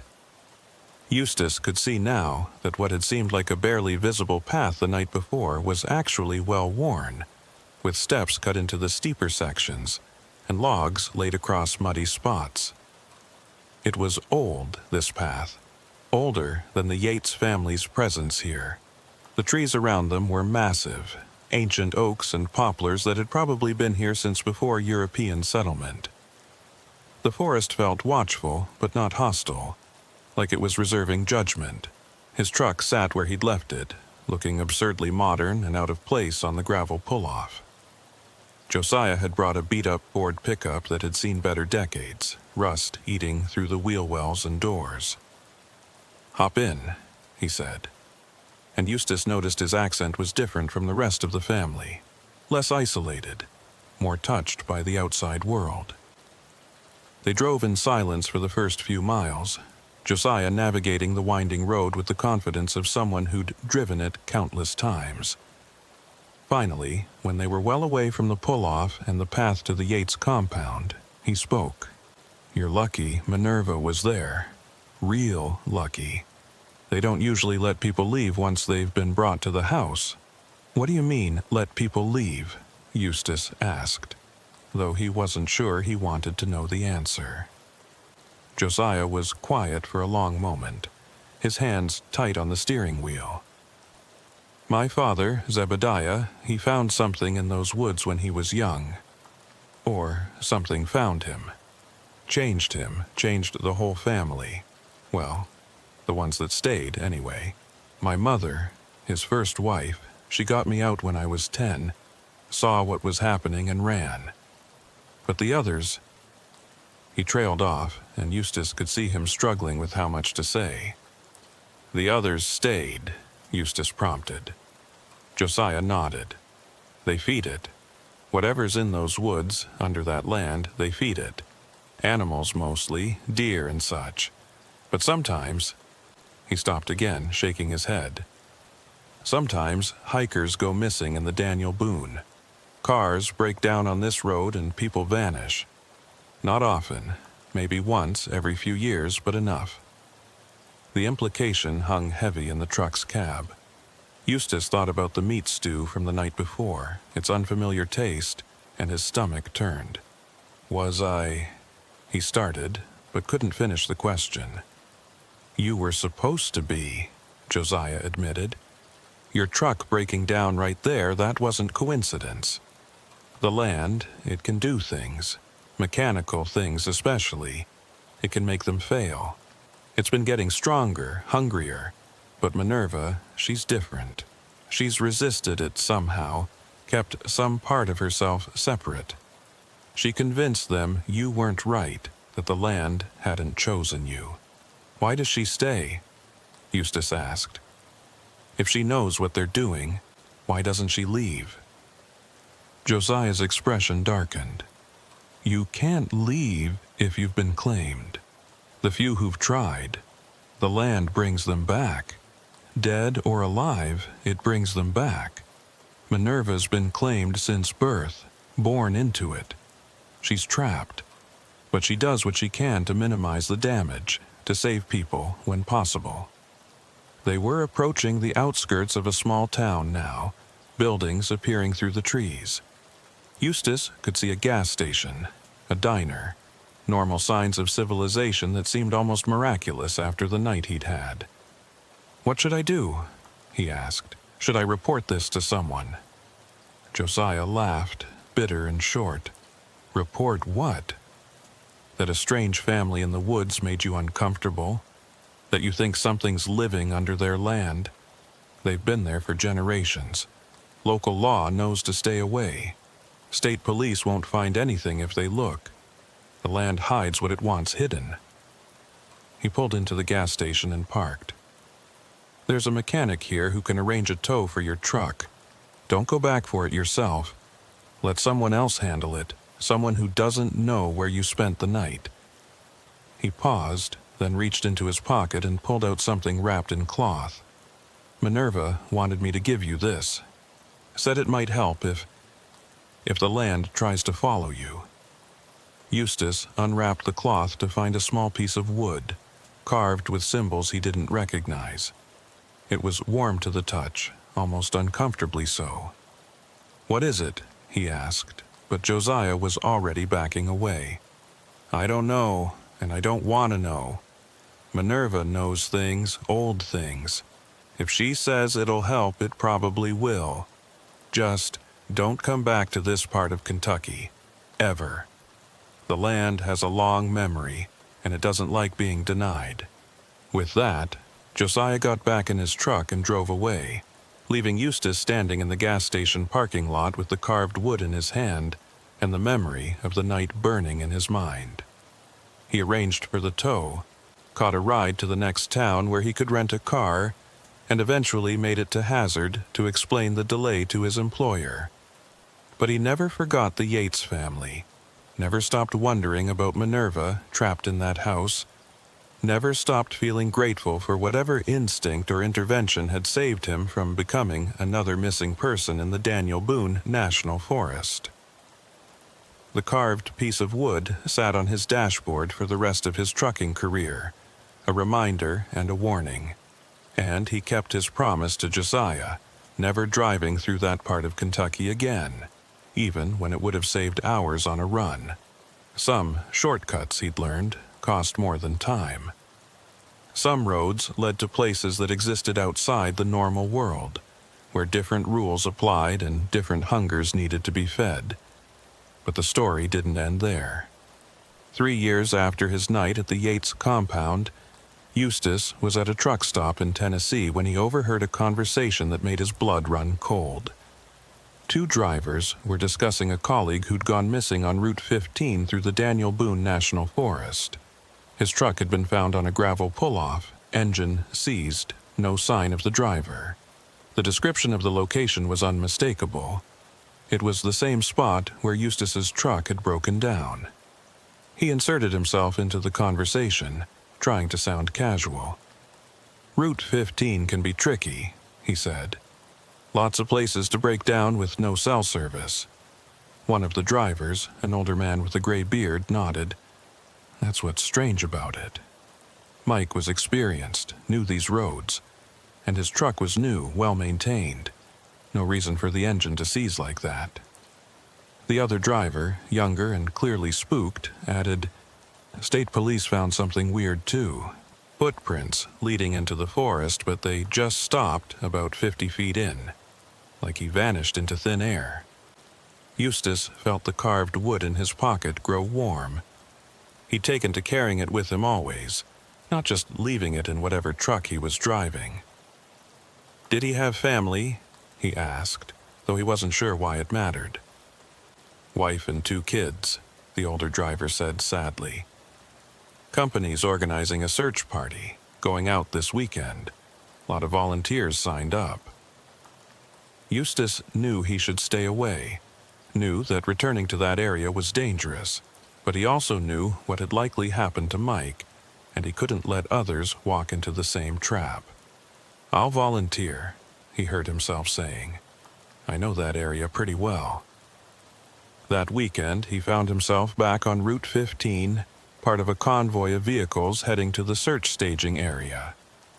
The carved wood in his pocket was almost painfully hot now, and he could feel something in the air, a presence that recognized him.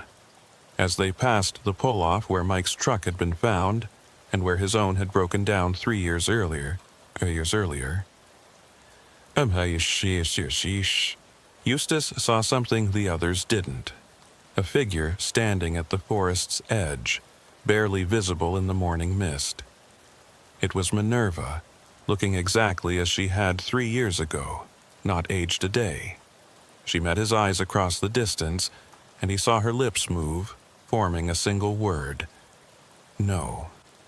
Then she was gone, vanished into the forest as if she'd never been there. But her warning was clear. The search party was in danger. The land was hunting, and it wouldn't be satisfied with just Mike. The search was organized with military precision, groups of 4 spreading out through the forest in a grid pattern. Eustace made sure he was in the group assigned to search the area leading toward the Yates compound, though he didn't mention knowing about it. His group consisted of himself, 2 local volunteers who seemed to know the forest well, and a young state police officer who kept checking his GPS unit and frowning at the readings. "Something wrong with your equipment?" Eustace asked the officer, though he suspected he knew the answer. "It keeps glitching," the officer replied. "Shows us in different places every few seconds. Must be interference from the mountains or something." It wasn't interference. It was the land itself, warping their perception of space, trying to lead them astray. They'd been searching for about an hour, finding nothing but disturbed leaf litter that could have been caused by any passing animal, when Eustace heard it. That scratching sound, the one from the walls of the Yates house, but now coming from the trees themselves. The others didn't seem to notice at first, but gradually they all stopped, looking around uneasily. "You hear that?" one of the volunteers asked, a local man named Carl, with the weathered face of someone who'd spent his life outdoors. "Sounds like something's in the trees." The scratching grew louder, surrounding them, and Eustace realized with cold certainty that they were being herded, pushed in a specific direction, toward the Yates compound. "We need to go back," he said urgently. "Now. This area isn't safe." The state police officer looked at him skeptically. "We haven't finished our grid. And what do you mean, not safe? You know something about this area?" Before Eustace could answer, the second volunteer, a younger man named Dennis, pointed through the trees. "There's a building over there. Looks like an old cabin or something." It wasn't a cabin. Even from a distance, Eustace recognized one of the Yates outbuildings. They'd been led here despite supposedly searching in a grid pattern that should have taken them in a different direction entirely. The land had folded space somehow, brought them where it wanted them. "Don't go near it," he said, but Dennis was already walking toward the structure, drawn by curiosity or something else. The building was the smokehouse he'd seen from his bedroom window, but it looked different now. Older, more decrepit, with symbols carved into the doorframe that hurt to look at directly. Dennis reached for the door handle, and Eustace grabbed his arm.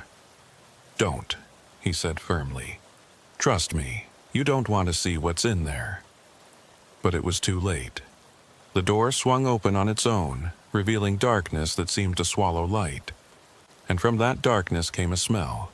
Meat, yes, but meat that had been cured in ways that weren't meant for normal consumption. The officer shone his flashlight into the opening, and for a moment, Eustace saw shapes hanging from hooks, shapes that were the wrong size and configuration to be deer or cattle. The officer stumbled backward, his face pale. "Jesus Christ," he whispered. Are those?" He didn't finish the sentence, didn't need to. They all knew what they were looking at. Carl was already on his radio calling for backup, his voice shaking, but the radio produced only static. That same dead air Eustace remembered from 3 years ago. Then they heard voices approaching through the forest. The Yates family, all of them, moving through the trees with that synchronized gait Eustace remembered. Zebediah was in the lead, looking unchanged from 3 years ago, those pale eyes bright with something that might have been hunger or anticipation. Behind him came Prudence and the others, all except Minerva. "You brought them back," Zebediah said to Eustace, his voice carrying that same otherworldly resonance. "The land remembers you. It's been calling for you. The family spread out, surrounding the search party, moving with predatory precision. The scratching in the trees intensified, and Eustace realized it was coming from inside the trees, from things living in the wood itself. "Run," he told the others, pulling out the carved wood Minerva had given him. It was burning hot now, almost too hot to hold, but he gripped it tight. "Run, and don't look back." But where could they run? The forest around them seemed to shift and change, paths appearing and disappearing, distances becoming fluid. Carl tried to move toward what should have been the way back, but somehow ended up closer to the smokehouse. Dennis turned to run in the opposite direction, but found himself facing the Yates family again. The officer pulled his service weapon, pointing it at Zebediah with shaking hands. "Stay back," he warned. "I'll shoot." Zebediah smiled, an expression that looked wrong on his face, like something pretending to be human had learned the gesture but not the emotion behind it.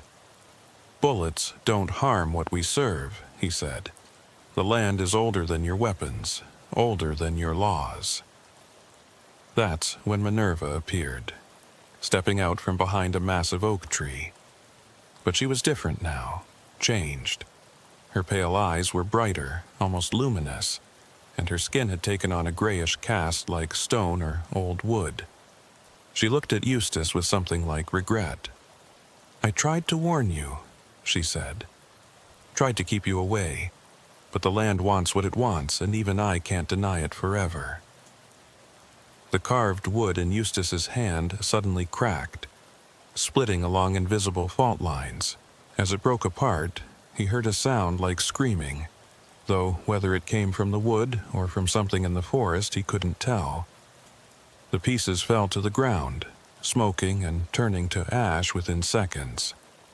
His protection was gone. The moment the carved wood turned to ash at Eustace Pruitt's feet, the forest around them changed. Not physically, not in any way that could be captured on camera or described to someone who hadn't experienced it, but fundamentally. The air became thick, almost solid, like trying to breathe underwater. The trees, which had been imposing but natural before, now seemed to lean inward, their branches reaching down like grasping fingers, and the ground beneath their feet felt unstable, as if they were standing on something alive, something that could open up and swallow them at any moment. The state police officer fired his weapon, 3 shots in rapid succession aimed at Zebediah Yates. The sounds were muffled, wrong, like firing a gun inside a dream. The bullets hit their target. Eustace saw them hit, saw Zebediah's body jerk with the impacts. But the old man didn't fall. He looked down at the holes in his chest with mild interest, then back up at the officer. No blood flowed from the wounds. Instead, something dark and viscous seeped out, something that moved with purpose, crawling back into the wounds and sealing them. "I told you," Zebediah said, his voice carrying that otherworldly resonance that seemed to come from the earth itself. "We don't die like normal folks anymore. Haven't for years. The land keeps us going, long as we keep it fed." He took a step forward, and the officer stumbled backward, his face pale with shock and terror. Carl and Dennis were frozen in place, their minds unable to process what they were seeing. Minerva moved then, placing herself between the search party and her family. "Father, please, not like this, not in daylight. The outside world will notice. They'll send more people, investigators, federal agents. You know what happened to the Blackwood family over in Bell County when they got careless." Her words seemed to give Zebediah pause. He tilted his head, those pale eyes unfocused as if listening to something only he could hear. "The land is so hungry," he said finally, his voice smaller, almost plaintive. "It's been 3 years since a proper feeding.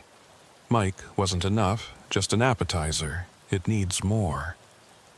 Prudence stepped forward, placing a hand on her husband's arm. Her touch seemed to calm him, or maybe it was whatever was speaking through him that calmed. "The girl is right," Prudence said, though her hungry gaze never left the search party. "We must be careful. The old ways are best. Accidents, disappearances, things that can be explained away." Eustace found his voice, though it came out rough and strained. "Mike, the trucker who went missing, is he in there?" He nodded toward the smokehouse, though he immediately wished he hadn't. Zebediah smiled that wrong smile again. "Parts of him. The land doesn't waste anything. What it doesn't consume directly gets preserved, saved for lean times. Though with the way things have been going, seems like it's always lean times now." The officer had found his radio, was trying desperately to call for backup, but the static that came back wasn't normal static. There were voices in it, whispers and cries that sounded human, but weren't quite.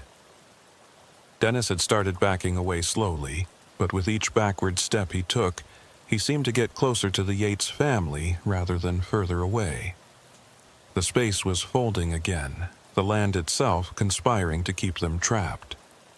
"You can't keep us here," Carl said, though his voice shook. "People know where we are. If we don't come back, they'll send others." Zebediah laughed, a sound like rocks grinding in a cave. "They always send others. Been sending others for decades. Hikers, hunters, government men trying to map the forest. Some we take, some we let go. The land chooses, not us, but you four. The land has already chosen you." That's when Eustace noticed something that made his blood run even colder. Their footprints, the ones they'd made walking here, were gone. The forest floor showed no sign of their passage, as if they'd never existed at all. And looking at his companions, he could see they were becoming less solid somehow, their edges blurring slightly, like a photograph beginning to fade. "It's taking us," he said, understanding flooding through him. "The land is absorbing us, making us part of itself." Minerva nodded sadly. "It starts slow, but once it begins, there's no stopping it, unless—" She trailed off, looking at her family, seeming to weigh something in her mind. Then she turned back to Eustace. "There is a way, but it requires a trade. The land must be fed, one way or another." "Minerva!" Prudence's voice was sharp, warning. "You know the rules. You know what happens to those who break the covenant." But Minerva stood firm, and for the first time Eustace saw real defiance in her pale eyes. "I'm tired, Mother. Tired of the feeding, tired of the killing, tired of being trapped in this cursed existence. I was born into this, never had a choice. But maybe I can give these men one." She reached into her dress and pulled out something that made the entire Yates family recoil. It was a root, gnarled and ancient-looking, pulsing with a faint light that hurt to look at directly. "This is from the heart of it," she said. "From the thing that lives under our land. The thing my father found all those years ago. It's what binds us, what keeps us alive long past when we should have died, what gives the land its hunger." Zebediah lunged for her, moving with inhuman speed, but Minerva was ready. She threw the root to Eustace, and the moment it touched his hands, the world exploded into sensation. He could feel the forest, every tree, every leaf, every creature living in it. But underneath that he could feel something else, something vast and ancient and utterly alien. It wasn't evil exactly, but it was hungry in a way that human minds weren't meant to comprehend. It had been here before humans, before mammals, maybe before life as we understood it. And it had made a bargain with the Yates family, a bargain written in blood and souls. Through the connection the root provided, Eustace could see the truth of it all. Zebediah as a young man, finding a cave that shouldn't exist, descending into darkness that had no end. The thing he found there, neither plant nor animal nor mineral, but something outside classification. The bargain it offered, immortality and power over the land in exchange for feeding its endless appetite. The gradual transformation of his family as they were pulled into the covenant, willing or not. But he could see something else too. The thing's weakness. It was bound to this specific piece of land, couldn't extend beyond the borders of the original Yates property claim from 1823. And it needed the family as much as they needed it. They were its hands in the physical world, its way of interacting with prey. Without them, it would be just a hungry thing in the dark, unable to feed. "Break it," Minerva said urgently. "Break the root, and you break the connection. The land will release you, have to release you. But," she looked at her family, and there was genuine sorrow in her eyes, "we'll die. All of us. We've been dead for years, really, just kept moving by its will. Without it, we'll be what we should have been long ago." The Yates family had gone still, all of them staring at Eustace with those pale eyes. But now he could see the truth in those eyes, not hunger, but pleading. They wanted this to end too, all of them. Even Zebediah. They'd been trapped in this existence for so long they'd forgotten what it was like to be truly human. The land's hunger had become their hunger. Its will had overridden their own, but somewhere deep inside, the original people were still there, horrified by what they'd become. "Do it," Carl whispered. He was fading faster than the others, his form becoming translucent. "Whatever you're going to do it now." The officer and Dennis nodded agreement, though Dennis could barely be seen now, more ghost than man. Eustace looked at Minerva one last time. "What's your real name?" he asked. "Your full name?" She smiled, the first genuine smile he'd seen from any of the Yates family. "Minerva Sloan. My mother was a Sloan before she married Father. The Sloans lived in the next holler over, normal folks who had the sense to leave when the forest became a park. I always wished I could have gone with them." Then her expression became urgent again. "Now, before it fully claims you." Eustace raised the root above his head and brought it down hard against a rock. The moment it cracked, the world seemed to scream, not audibly, but in a way that bypassed the ears and went straight to the bones. The forest convulsed, trees swaying without wind, the ground rippling like water. The Yates family collapsed as one, their bodies aging decades and seconds, flesh withering, bones becoming visible through papery skin. But on their faces Eustace saw peace. The thing underground roared its fury, and for a moment, Eustace could see it clearly through the connection provided by the broken root. It was vast, a network of something like roots or veins spreading beneath the entire property, all leading to a central mass that pulsed like a heart made of shadow and hunger. It reached for him through the connection, trying to pull him down into itself, to make him the new anchor for its existence. But Minerva, even as her body crumbled to dust, spoke one last word. It was in a language Eustace didn't recognize, older than English, older than any human tongue. The word severed the connection, sent the thing reeling back into its cave, into its darkness. The forest stopped convulsing. The ground became solid again, and suddenly Eustace could breathe properly for the first time since the wooden charm had burned to ash. Carl, Dennis, and the officer solidified, their forms becoming real and present again. They stood in a circle, looking at where the Yates family had been. All that remained were piles of ancient cloth and bones that looked like they'd been lying there for decades. The smokehouse had collapsed, whatever horrors it contained buried under rotting wood. The other buildings were falling apart too, aging years and seconds, returning to the ruins they should have been. "What the hell just happened?" the officer asked, his voice barely above a whisper. What was that thing? Eustace picked up a handful of dust that had been Minerva Sloane, letting it run through his fingers. Something that should have stayed buried, he said. Something that fed on human lives to maintain its existence in our world. The Yates family found it, or it found them, and they've been feeding it ever since. But it's over now? Carl asked hopefully. Eustace wasn't sure how to answer. The thing was still down there, he could feel it. Weak, but not dead. It would sleep now, maybe for decades, maybe for centuries. But eventually, someone else would find that cave. Someone else would hear its whispers, its promises, and the cycle would begin again. They made their way back through the forest, and this time the path was clear, the distance normal. The search and rescue base camp erupted in relief when they emerged, everyone assuming they'd simply gotten lost in the difficult terrain. The officer made a report about finding human remains in an old abandoned settlement, carefully leaving out the supernatural elements.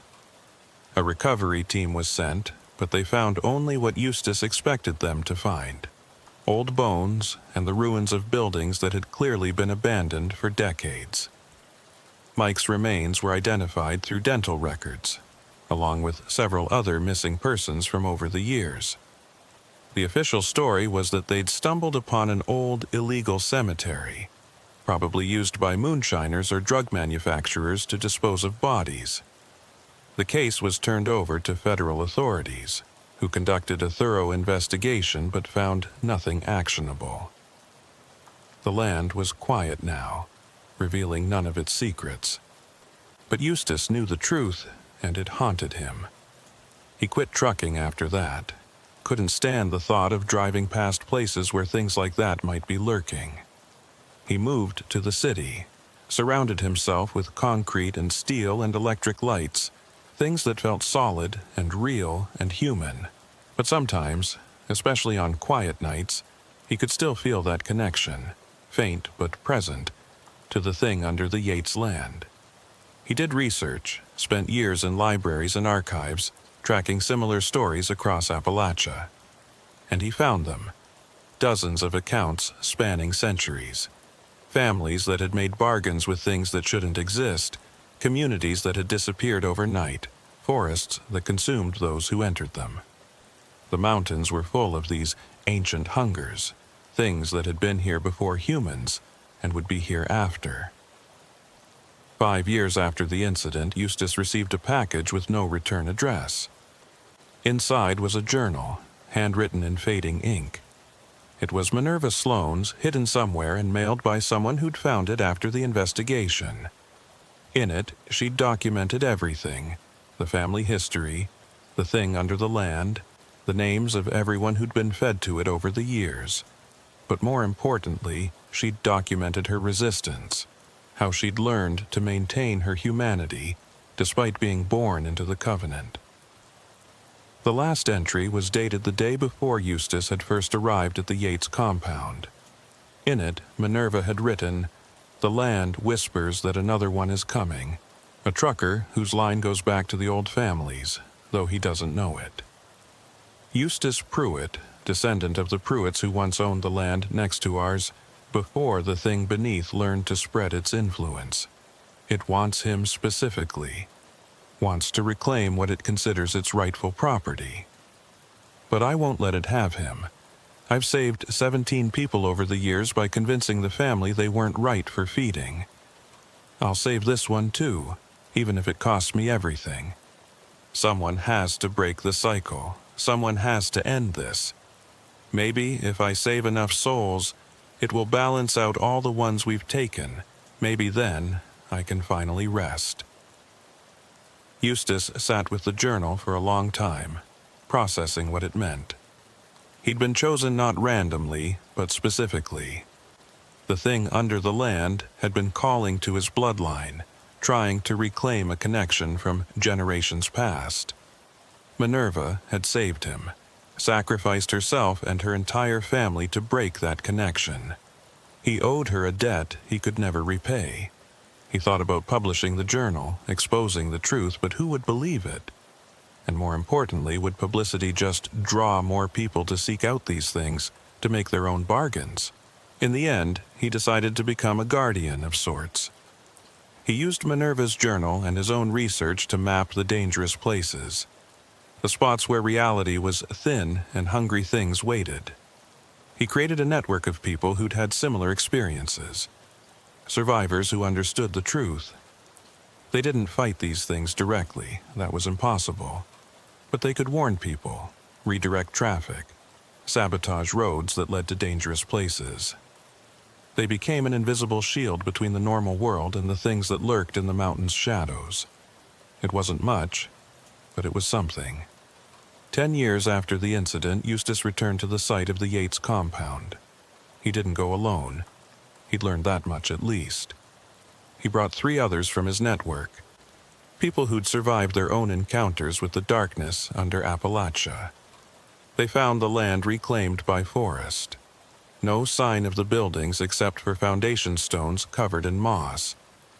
The cave Zebediah had found was sealed, collapsed in on itself, though whether naturally or by some final act of Minerva's will, they couldn't tell.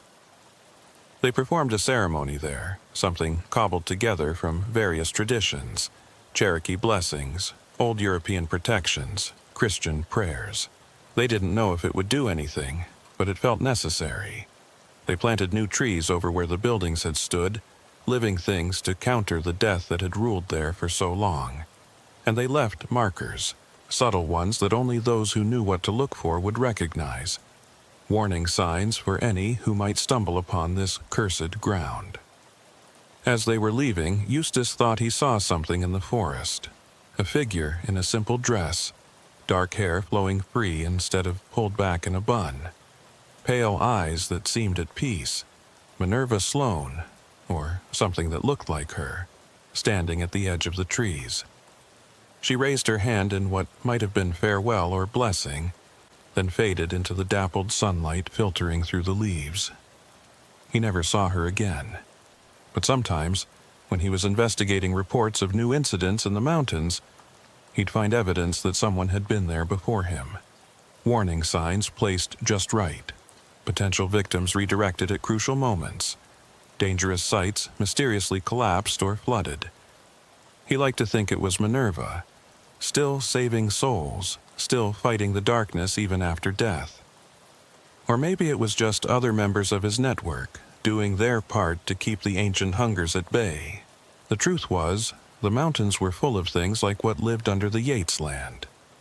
They'd been there long before European colonization, and the indigenous peoples had known about them, had their own ways of dealing with them or avoiding them. But modern people had forgotten those old warnings, had built roads through places that should have been left alone, had awakened things that should have stayed sleeping. All they could do was try to minimize the damage, save who they could, and hope that eventually these things would sleep so deeply they'd never wake again. It wasn't much of a hope, but it was all they had. And sometimes, on good days, when they managed to save someone who would have been lost, it felt like enough. Eustace kept driving for a few more years after returning to trucking, but he was selective about his routes. He avoided Kentucky entirely, and certain parts of West Virginia, Tennessee, and Virginia. He kept Minerva's journal with him always, along with a new charm, this one made by a Cherokee elder who understood the old ways of protection. He never had another encounter with the things under the mountains, though he sometimes felt them watching, waiting, testing the boundaries of his protection. When he finally retired for good, he settled in a small town at the foot of the mountains, close enough to monitor but far enough to be safe. He became a local legend of sorts, the old trucker who knew all the stories, all the dangerous places, all the things to avoid. Young drivers would come to him for advice, and he'd tell them which routes to take and which to avoid, though he rarely explained why. Most thought he was just superstitious, but a few recognized the truth in his warnings and listened. The Yates land remained abandoned, slowly being reclaimed by the forest. The state eventually absorbed it into the Daniel Boone National Forest officially, though the rangers were told to avoid that section. Too dangerous, they were told. Unstable ground and old mine shafts. The real reason was passed down quietly through certain channels, a secret history that existed parallel to the official one. But Eustace knew it was only a matter of time. The thing under the land was still there, weakened but not destroyed. One day, someone would find it again. Someone would hear its whispers, its promises, and the cycle would begin anew. All he could do was make sure the warnings were in place, the knowledge preserved, the network ready to respond. It wasn't victory, but it was resistance. And in the face of something that had existed before humans and would exist after, resistance was the best they could hope for. The mountains kept their secrets, their hungers, their darkness. But they also kept their guardians, the ones who stood between the normal world and the things that should not be.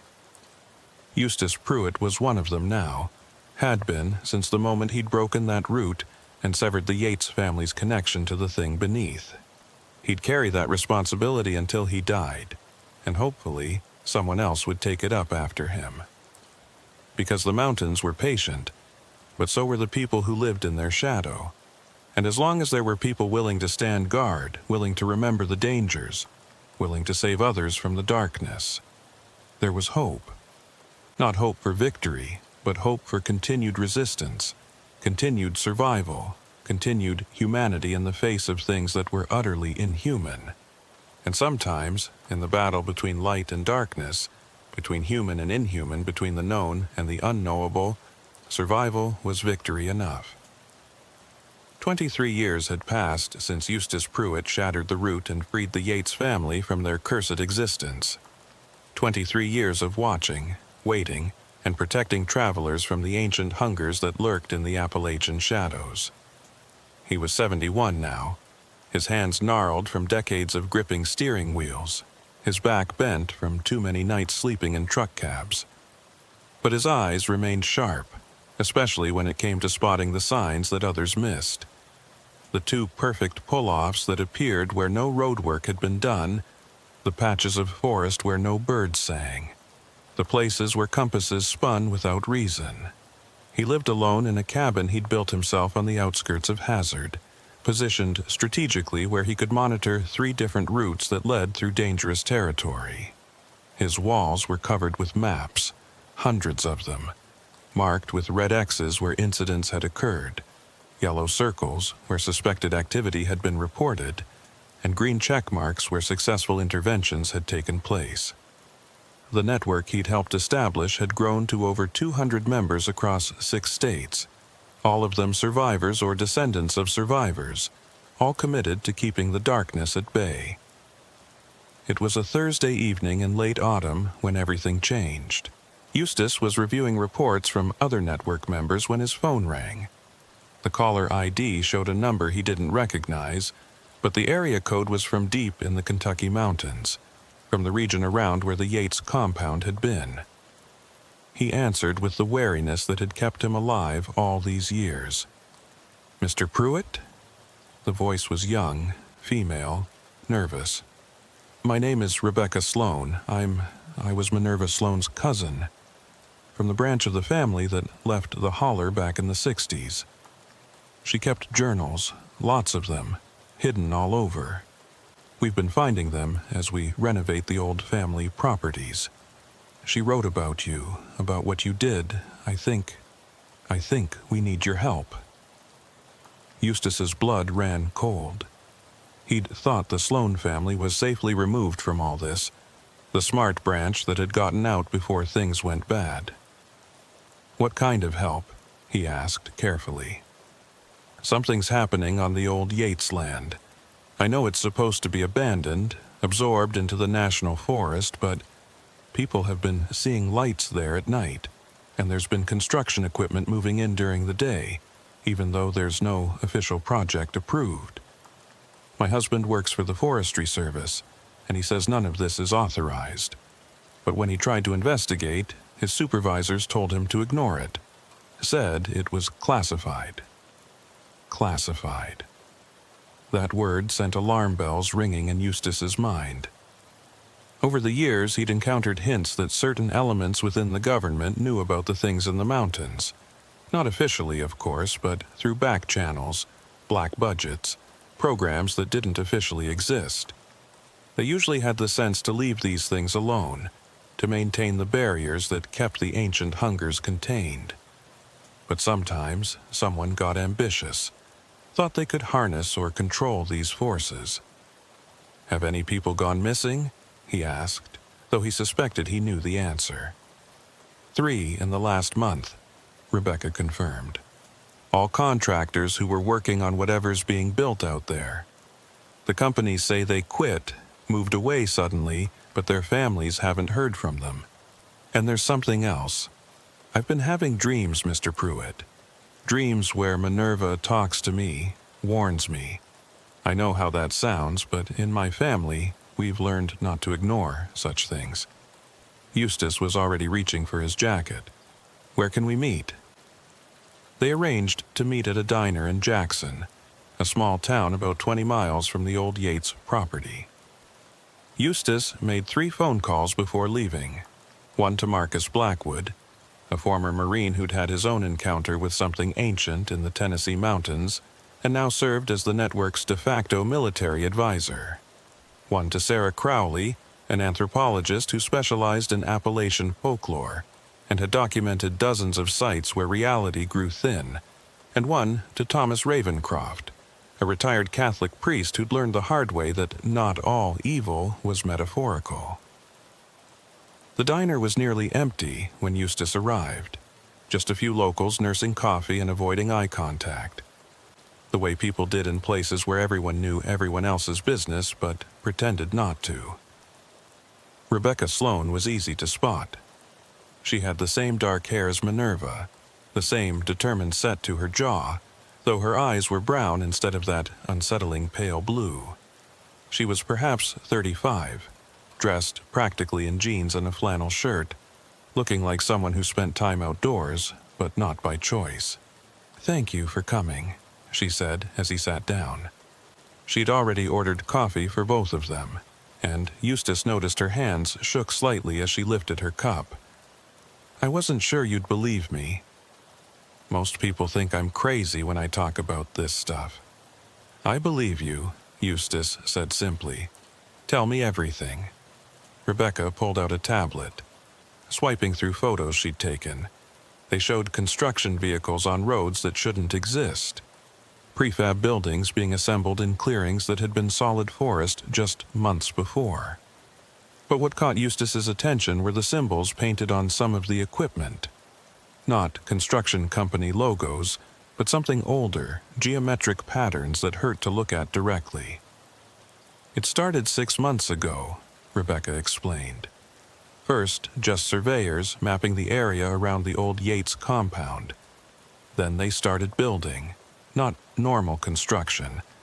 They work mostly at night, and the sounds. My husband was on patrol near there last week, and he said it sounded like drilling, but not into rock. Like they were drilling into something hollow, something that echoed. The cave. They'd found the cave where Zebediah had first encountered the thing beneath the land. Eustace had hoped it would remain sealed, but if someone was actively looking for it, with modern equipment and perhaps old knowledge to guide them. "There's more," Rebecca continued, pulling out a folder of photocopied journal pages. "These are from Minerva's journals, ones we found hidden in the walls of the old Sloane house. She wrote about others, Mr. Pruitt. The thing under the Yates land isn't unique. There's a whole network of them throughout Appalachia, connected somehow, like a root system. And she believed there were people, organized groups, who knew about them and wanted to use them." Eustace studied the journal pages. Minerva's handwriting was precise, scientific almost, documenting observations and theories with meticulous detail. She'd mapped connections between disappearances across multiple states, tracked family lines that had made bargains with these entities, identified patterns in when and where they became active. It was the kind of research Eustace himself had been doing for decades, but Minerva had had an insider's perspective he'd lacked. She called them the harvesters, Rebecca said, pointing to a specific passage. People who knew about the old bargains but thought they could improve on them, make them more efficient. Instead of random feedings, they wanted to industrialize it, turn it into a system. Feed the things beneath regularly and reliably in exchange for something. Power, knowledge, she wasn't sure. Marcus arrived first, his truck pulling into the diner's parking lot with military precision. He was a big man, 6'4", and built like someone who'd never stopped training even after leaving the service.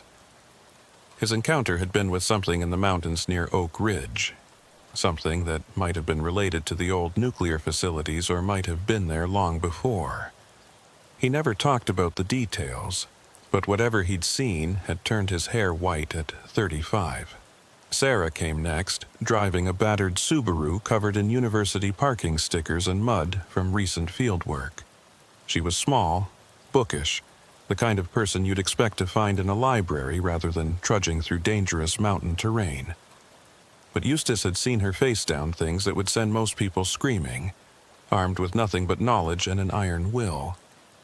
Thomas was the last to arrive, and the most unexpected.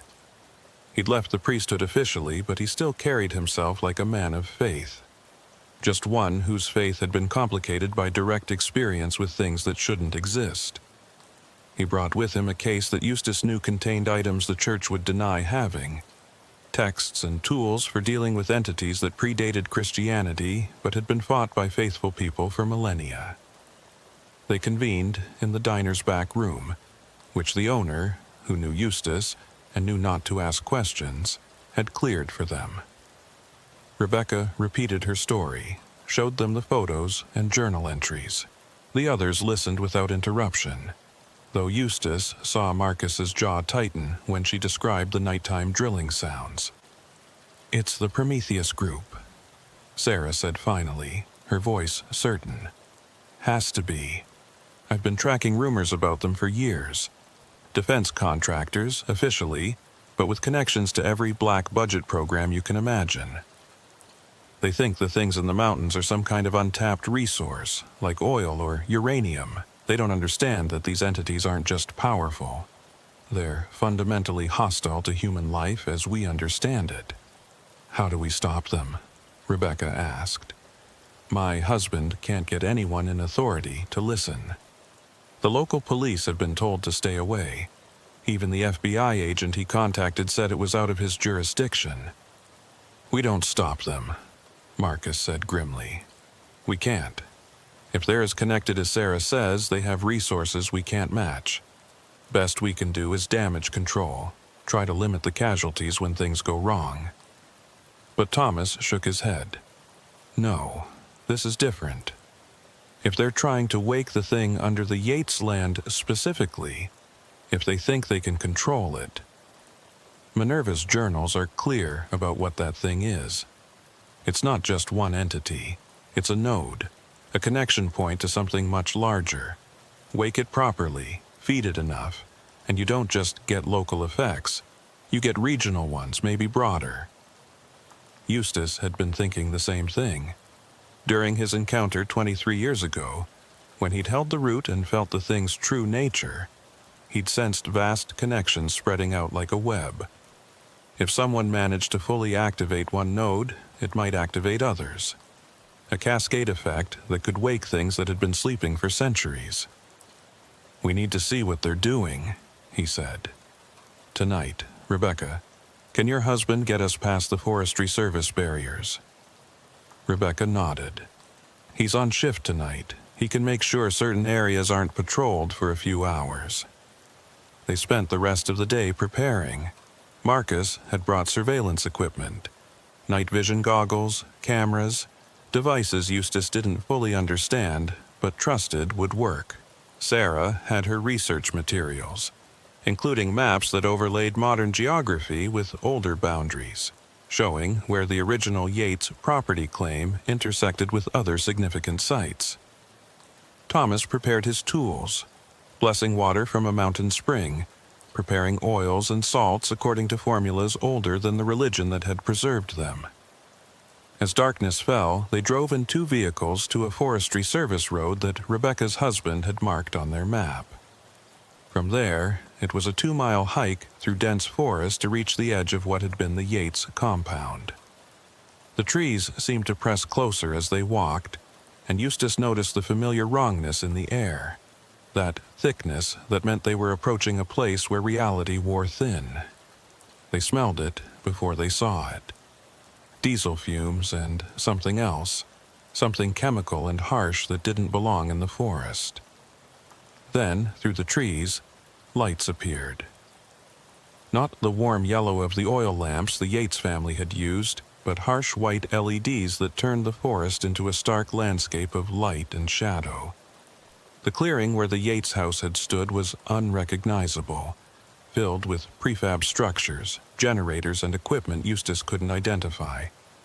But it was the hole that drew his attention.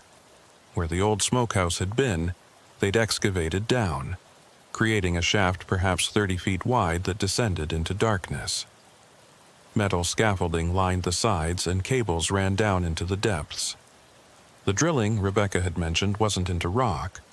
They were drilling into the cave system beneath, expanding it, creating easier access to what lay below.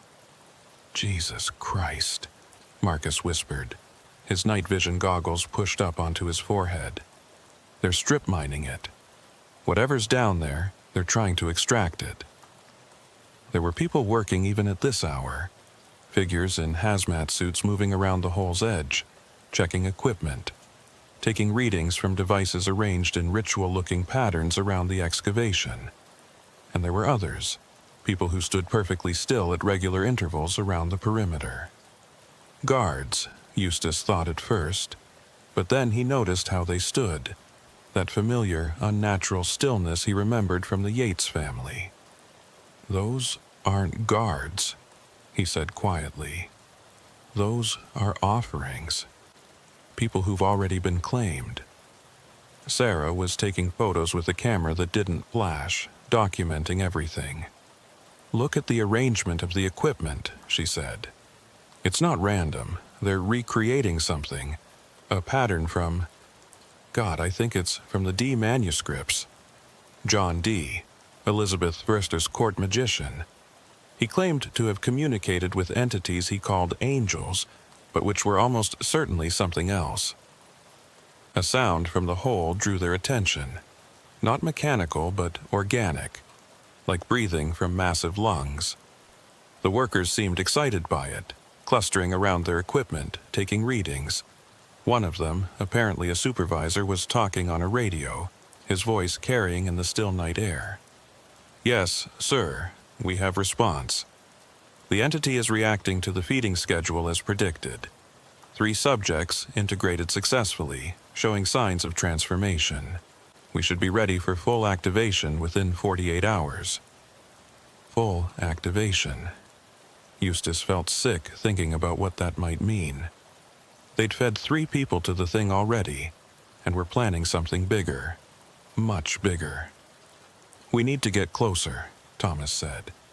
"I need to see what they're using for containment. If they think they can control this thing with technology alone, they're fools. But if they have someone who actually understands the old ways..." They circled around, staying in the tree line, trying to get a better view of the operation. As they moved, Eustace noticed something that made his blood run cold. Carved into trees at regular intervals were symbols, not the geometric patterns from the equipment, but older markings, ones he recognized from Minerva's journals. Someone had been here before the Prometheus group, someone who understood the true nature of what lay beneath. They found a position on a slight rise that gave them a view down into the excavation. The shaft descended perhaps 50 feet before opening into a natural cave system. LED strips had been mounted along the walls, illuminating passages that branched off in multiple directions. But it was what was at the bottom that made them all freeze. It was moving. The thing that Zebediah Yates had found all those years ago wasn't just alive, it was growing. What Eustace had sensed through the root as a network of veins or roots was actually more like a fungus, spreading across the cave floor and up the walls in patterns that hurt to follow with the eye. It pulsed with bioluminescence, a sickly green-white that made the LED lights seem warm by comparison. And where it was thickest, where multiple strands converged, there were shapes, human shapes, partially absorbed into the mass, some still moving slightly. "The missing contractors," Rebecca whispered, horrified. But that wasn't the worst part. The thing was responding to the Prometheus group's ministrations, growing toward the feeding points they'd established, following the patterns they'd laid out. They were training it, Eustace realized, teaching it to respond to their commands like some kind of monstrous pet. But you couldn't domesticate something like this. You couldn't make bargains with it that you controlled. The Yates family had learned that, had become slaves to its hunger even as they thought they were its partners. "Sir, we have a problem." One of the workers was staring at a tablet, his voice urgent. "Seismic sensors are picking up movement. Not from our site, from the secondary sites, all of them, simultaneously." The secondary sites. Eustace's worst fears were being realized. They weren't just waking the thing under the Yates land. They were waking the entire network. "How many sites?" the supervisor demanded. 7 confirmed, possibly more. Kentucky, West Virginia, Tennessee, Virginia. They're all showing activity. The supervisor was silent for a moment, then spoke into his radio. "Accelerate the timeline. We proceed to full activation tonight." "No," Sarah breathed. "They can't. If all those sites activate at once..." She didn't need to finish. They all understood it would be a cascade, each awakening triggering others, spreading through the mountains like a wave. Every old bargain would be renewed. Every sleeping horror would wake. Every thin place would rupture. "We have to stop them," Thomas said, already reaching for his case. "I don't know if we can, but we have to try." Marcus was more practical. 5 of us against a full operation? We'd need an army." "We don't need an army," Eustace said slowly, an idea forming. "We need Minerva." They all looked at him like he'd lost his mind. "Minerva's dead," Rebecca said gently. "Has been for 23 years. "Her body died," Eustace agreed. "But she's still here. You've been dreaming of her, Rebecca. She's been warning you. She saved me after her body was gone, left signs, redirected threats. She's tied to this land, to this thing, in a way that death couldn't sever. And if anyone knows how to stop this, it's her." It was insane, he knew. But they'd passed beyond sanity the moment they'd entered these woods. The normal rules didn't apply here, at the intersection of the human world and something far older and stranger. "How do we contact her?" Thomas asked, and Eustace was grateful the priest didn't dismiss the idea outright. "The same way the Yates family contacted the thing below," Eustace said, "through blood and intent. Rebecca, you're her blood, her cousin, from the same family line. If anyone can reach her, it's you." Rebecca paled but nodded. "What do I need to do?" Thomas opened his case, pulling out items that seemed to glow with their own light in the darkness. Not Christian artifacts, but older things, preserved by the church but predating it. "We create a circle," he said, "a protected space. Rebecca calls to Minerva while we anchor her to this reality, keep her from being pulled into whatever Minerva exists in now." They worked quickly but carefully, Thomas directing them in creating a ritual circle using salt, silver, and herbs that smelled of earth and age. Sarah contributed her knowledge of the symbols, adding markings that would focus the connection while limiting its scope. Marcus stood guard, watching the Prometheus operation for any sign they'd been detected. When the circle was complete, Rebecca sat in its center, holding a photo of Minerva that had been tucked into one of the journals. Eustace gave her the piece of the broken root he'd kept all these years, the one fragment that hadn't turned to ash. It was dead now, no longer connected to the thing below, but it had been a connection once. Maybe that was enough. "Just talk to her," Thomas said gently. "Like she's here, because in a way she is. She never really left." Rebecca closed her eyes and began to speak. She talked about finding the journals, about the dreams, about the fear she felt watching the Prometheus group's activities.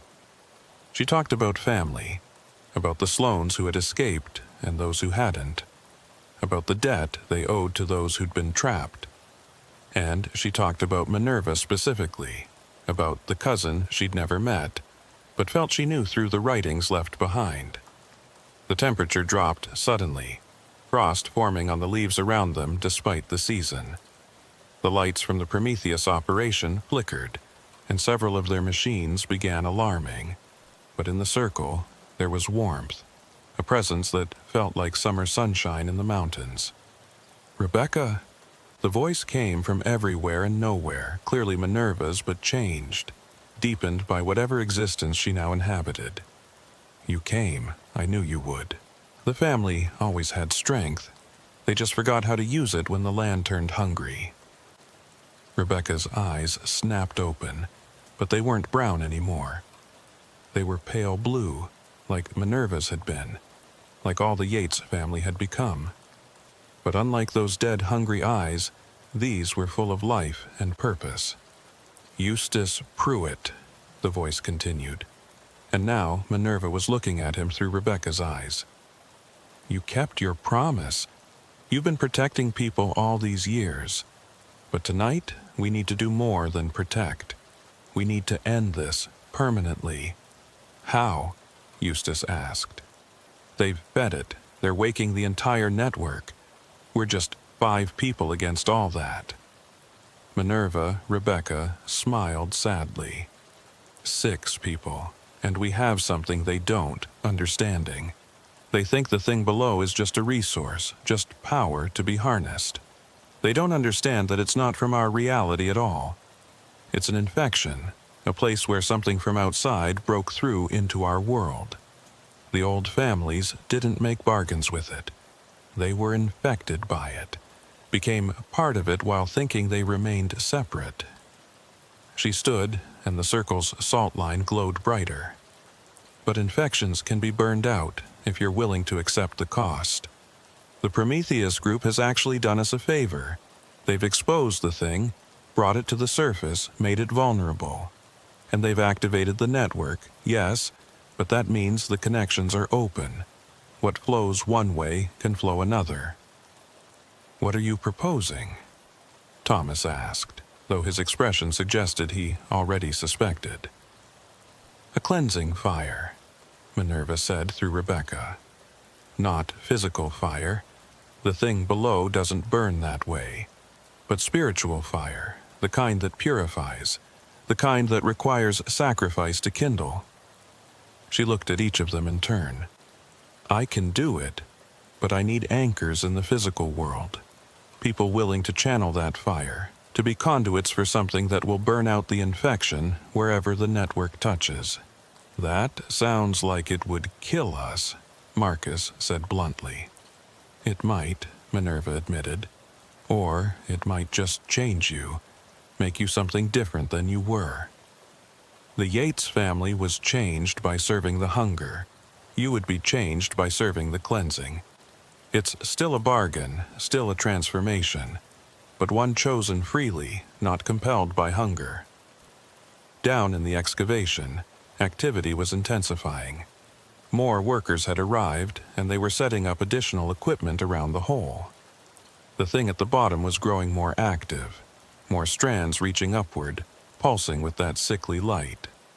"We're running out of time," Sarah observed. "Whatever they're planning, It's happening soon.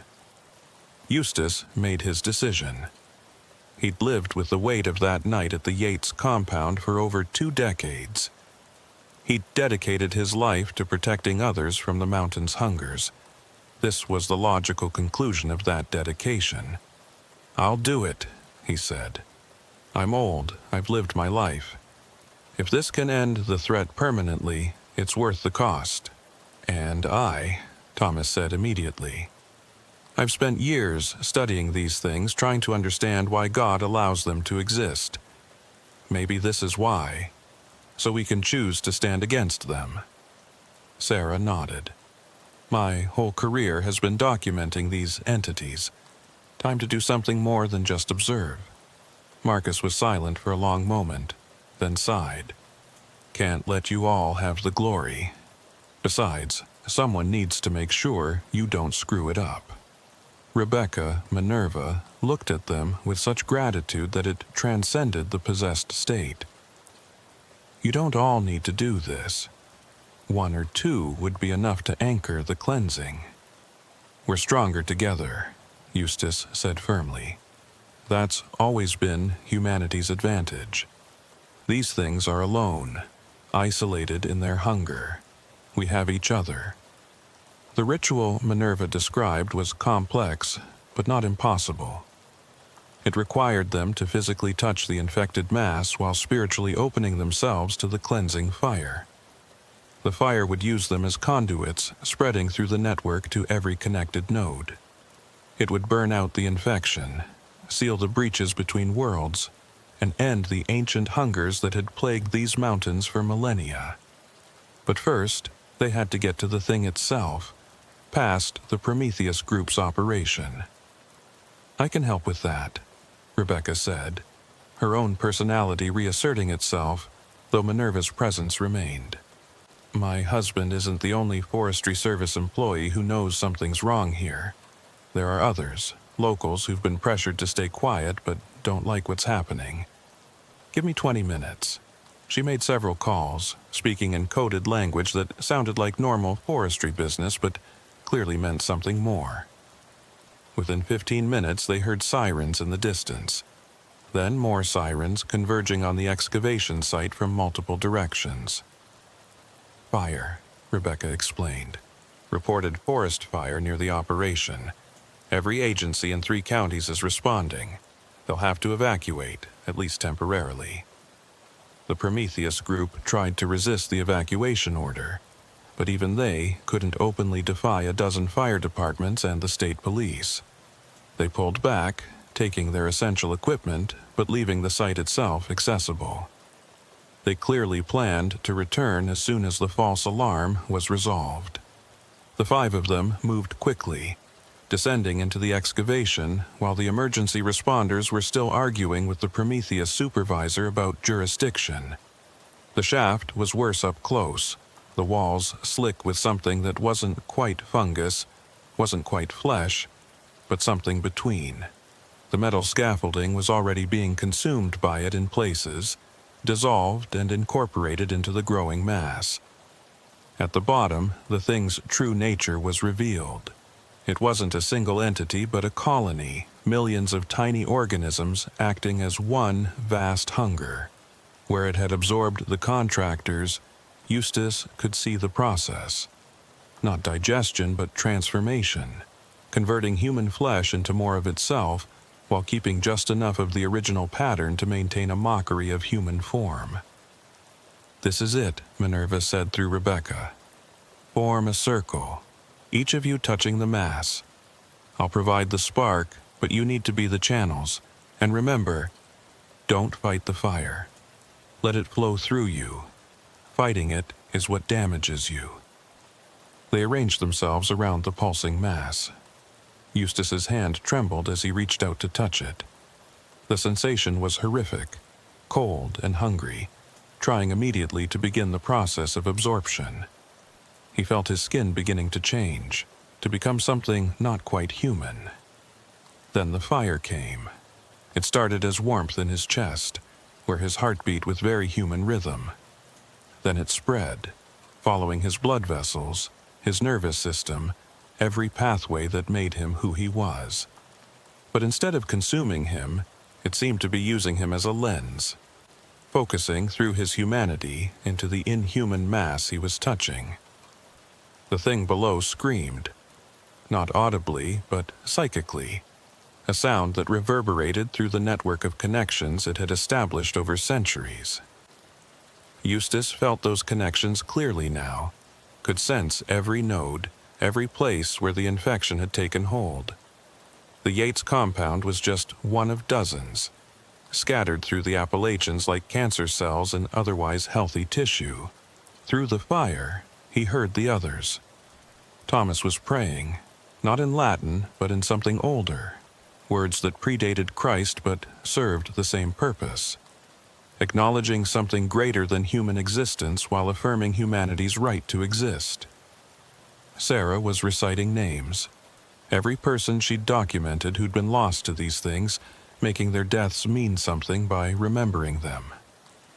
Marcus was silent, but his presence was like bedrock, solid and unmovable, an anchor that kept them all grounded. And Rebecca Minerva was the fire itself, burning away the infection with a fury born of 23 years of helpless observation. She had saved 17 people during her life, but now she was saving thousands, maybe millions, who would never know how close they'd come to being consumed. The mass began to shrink, its bioluminescence fading from sickly green to white to nothing. The absorbed contractors were beyond saving, too far transformed to recover, but their suffering ended as the thing that had claimed them died. Through the network, Eustace felt other nodes dying too, the infection burning out as the cleansing fire spread along the connections the Prometheus group had so helpfully activated. He heard screaming from above, the Prometheus workers who'd been claimed, the ones standing guard. They were burning too, the infection in them being purified. Some would survive, return to humanity. Others, too far gone, would finally be allowed to die properly. The fire reached the deep places, the original sources of infection where things from outside had first broken through. These fought back, trying to retreat to their own realm, but the fire followed them, sealing the breaches as it went. Eustace felt realities separating, the boundaries between worlds reasserting themselves, becoming solid again after centuries of erosion. Then, just as suddenly as it had begun, it was over. Eustace found himself lying on cold stone, his hand resting on what looked like ordinary cave moss. The massive fungal mass was gone, leaving only natural cave formations. The others were scattered around him, all unconscious but breathing. Rebecca was herself again, her eyes brown, Minerva's presence gone but somehow at peace. They climbed out of the shaft to find chaos above. The Prometheus group's operation was in ruins, their equipment dead, their computers wiped clean. Several of their workers were being treated by paramedics, apparently suffering from what looked like severe allergic reactions, but was actually their bodies rejecting the last traces of infection. The official story, constructed over the following weeks, was that the Prometheus group had been conducting illegal biological experiments that had gone wrong, resulting in the release of a toxic fungus. The company was shut down, its assets seized, its leadership prosecuted for various environmental and safety violations. The true nature of what they'd been attempting was buried in classified files that would hopefully never see daylight. The 5 who'd channeled the cleansing fire were changed, as Minerva had warned. They could sense the thin places now, feel where reality had been wounded, even if it was healing. They became the new guardians, more effective than the old network, because they could feel threats developing before they manifested. But they also carried a burden, the memory of touching something utterly alien and hostile to human life, and the knowledge that such things existed just outside the boundaries of normal reality. Eustace returned to his cabin outside Hazard, but he didn't need his maps anymore. He could feel the mountain's health, sense that the ancient infection was truly gone. The caves were just caves now, The forests just forests, dark and dangerous in natural ways, but no longer harboring things that should not exist in this world. Rebecca Sloan became the keeper of Minerva's journals, adding to them with her own experiences and those of others in the network. She established a proper archive, a resource for future generations in case other infections appeared. Because, as Minerva had written in her final entry, found sealed in a jar buried beneath the old Sloan house, the mountains are old, older than the infections that have plagued them. They existed before the thin places formed, and they will exist after those places heal. Our job is not to defeat the mountains or the darkness they sometimes harbor, but to stand guard at the boundaries, to be the immune system that responds when something foreign tries to take hold. We are not warriors or heroes. We are antibodies, and our purpose is to maintain the health of the world we were born to protect. The Yates land was eventually reclaimed completely by the forest. Within 5 years, no trace remained of either the original compound or the Prometheus excavation. The caves below were sealed, not by human hands, but by natural geological processes that seemed almost deliberate. Birds returned to that part of the forest, and deer trails crossed where buildings had once stood. But sometimes, on quiet nights when the moon was full, locals reported seeing a figure in an old-fashioned dress standing at the forest's edge. Not threatening or hungry, just watching, keeping guard. They said she looked peaceful, finally at rest after decades of struggle. They said she looked like she was home. Eustace lived another 7 years after the cleansing, training new guardians, teaching them to recognize the signs of infection, showing them how to stand firm at the boundaries between worlds. When he died, it was peacefully, in his sleep, his work complete. His funeral was attended by hundreds, people he'd saved directly and indirectly, people who understood that the world was safer because of his sacrifice. The mountains remain, ancient and enduring. They still hold darkness in their valleys and under their stones, but it's natural darkness now, the kind that belongs in this world. The infections are gone, the thin places healed, the ancient hungers finally satisfied by being starved out of existence. But the guardians remain too, watching, waiting, ready to respond if new infections appear. Because the universe is vast and full of things that don't belong in our reality, and as long as humans exist, there will be those who stand at the boundaries, keeping the foreign darkness at bay, maintaining the health of the world through their vigilance and, when necessary, their sacrifice. The Kentucky backroads are safer now, though truckers still tell stories about the places where reality seems thin, where the forest presses too close, where engines fail for no mechanical reason. They pass these stories down like warnings, like protective charms, never knowing how close to the truth they come. And somewhere, in journals and archives carefully maintained, the real story waits, ready for the next generation of guardians who might need to know what once lurked in these mountains, and what might lurk there again if the watch is ever abandoned.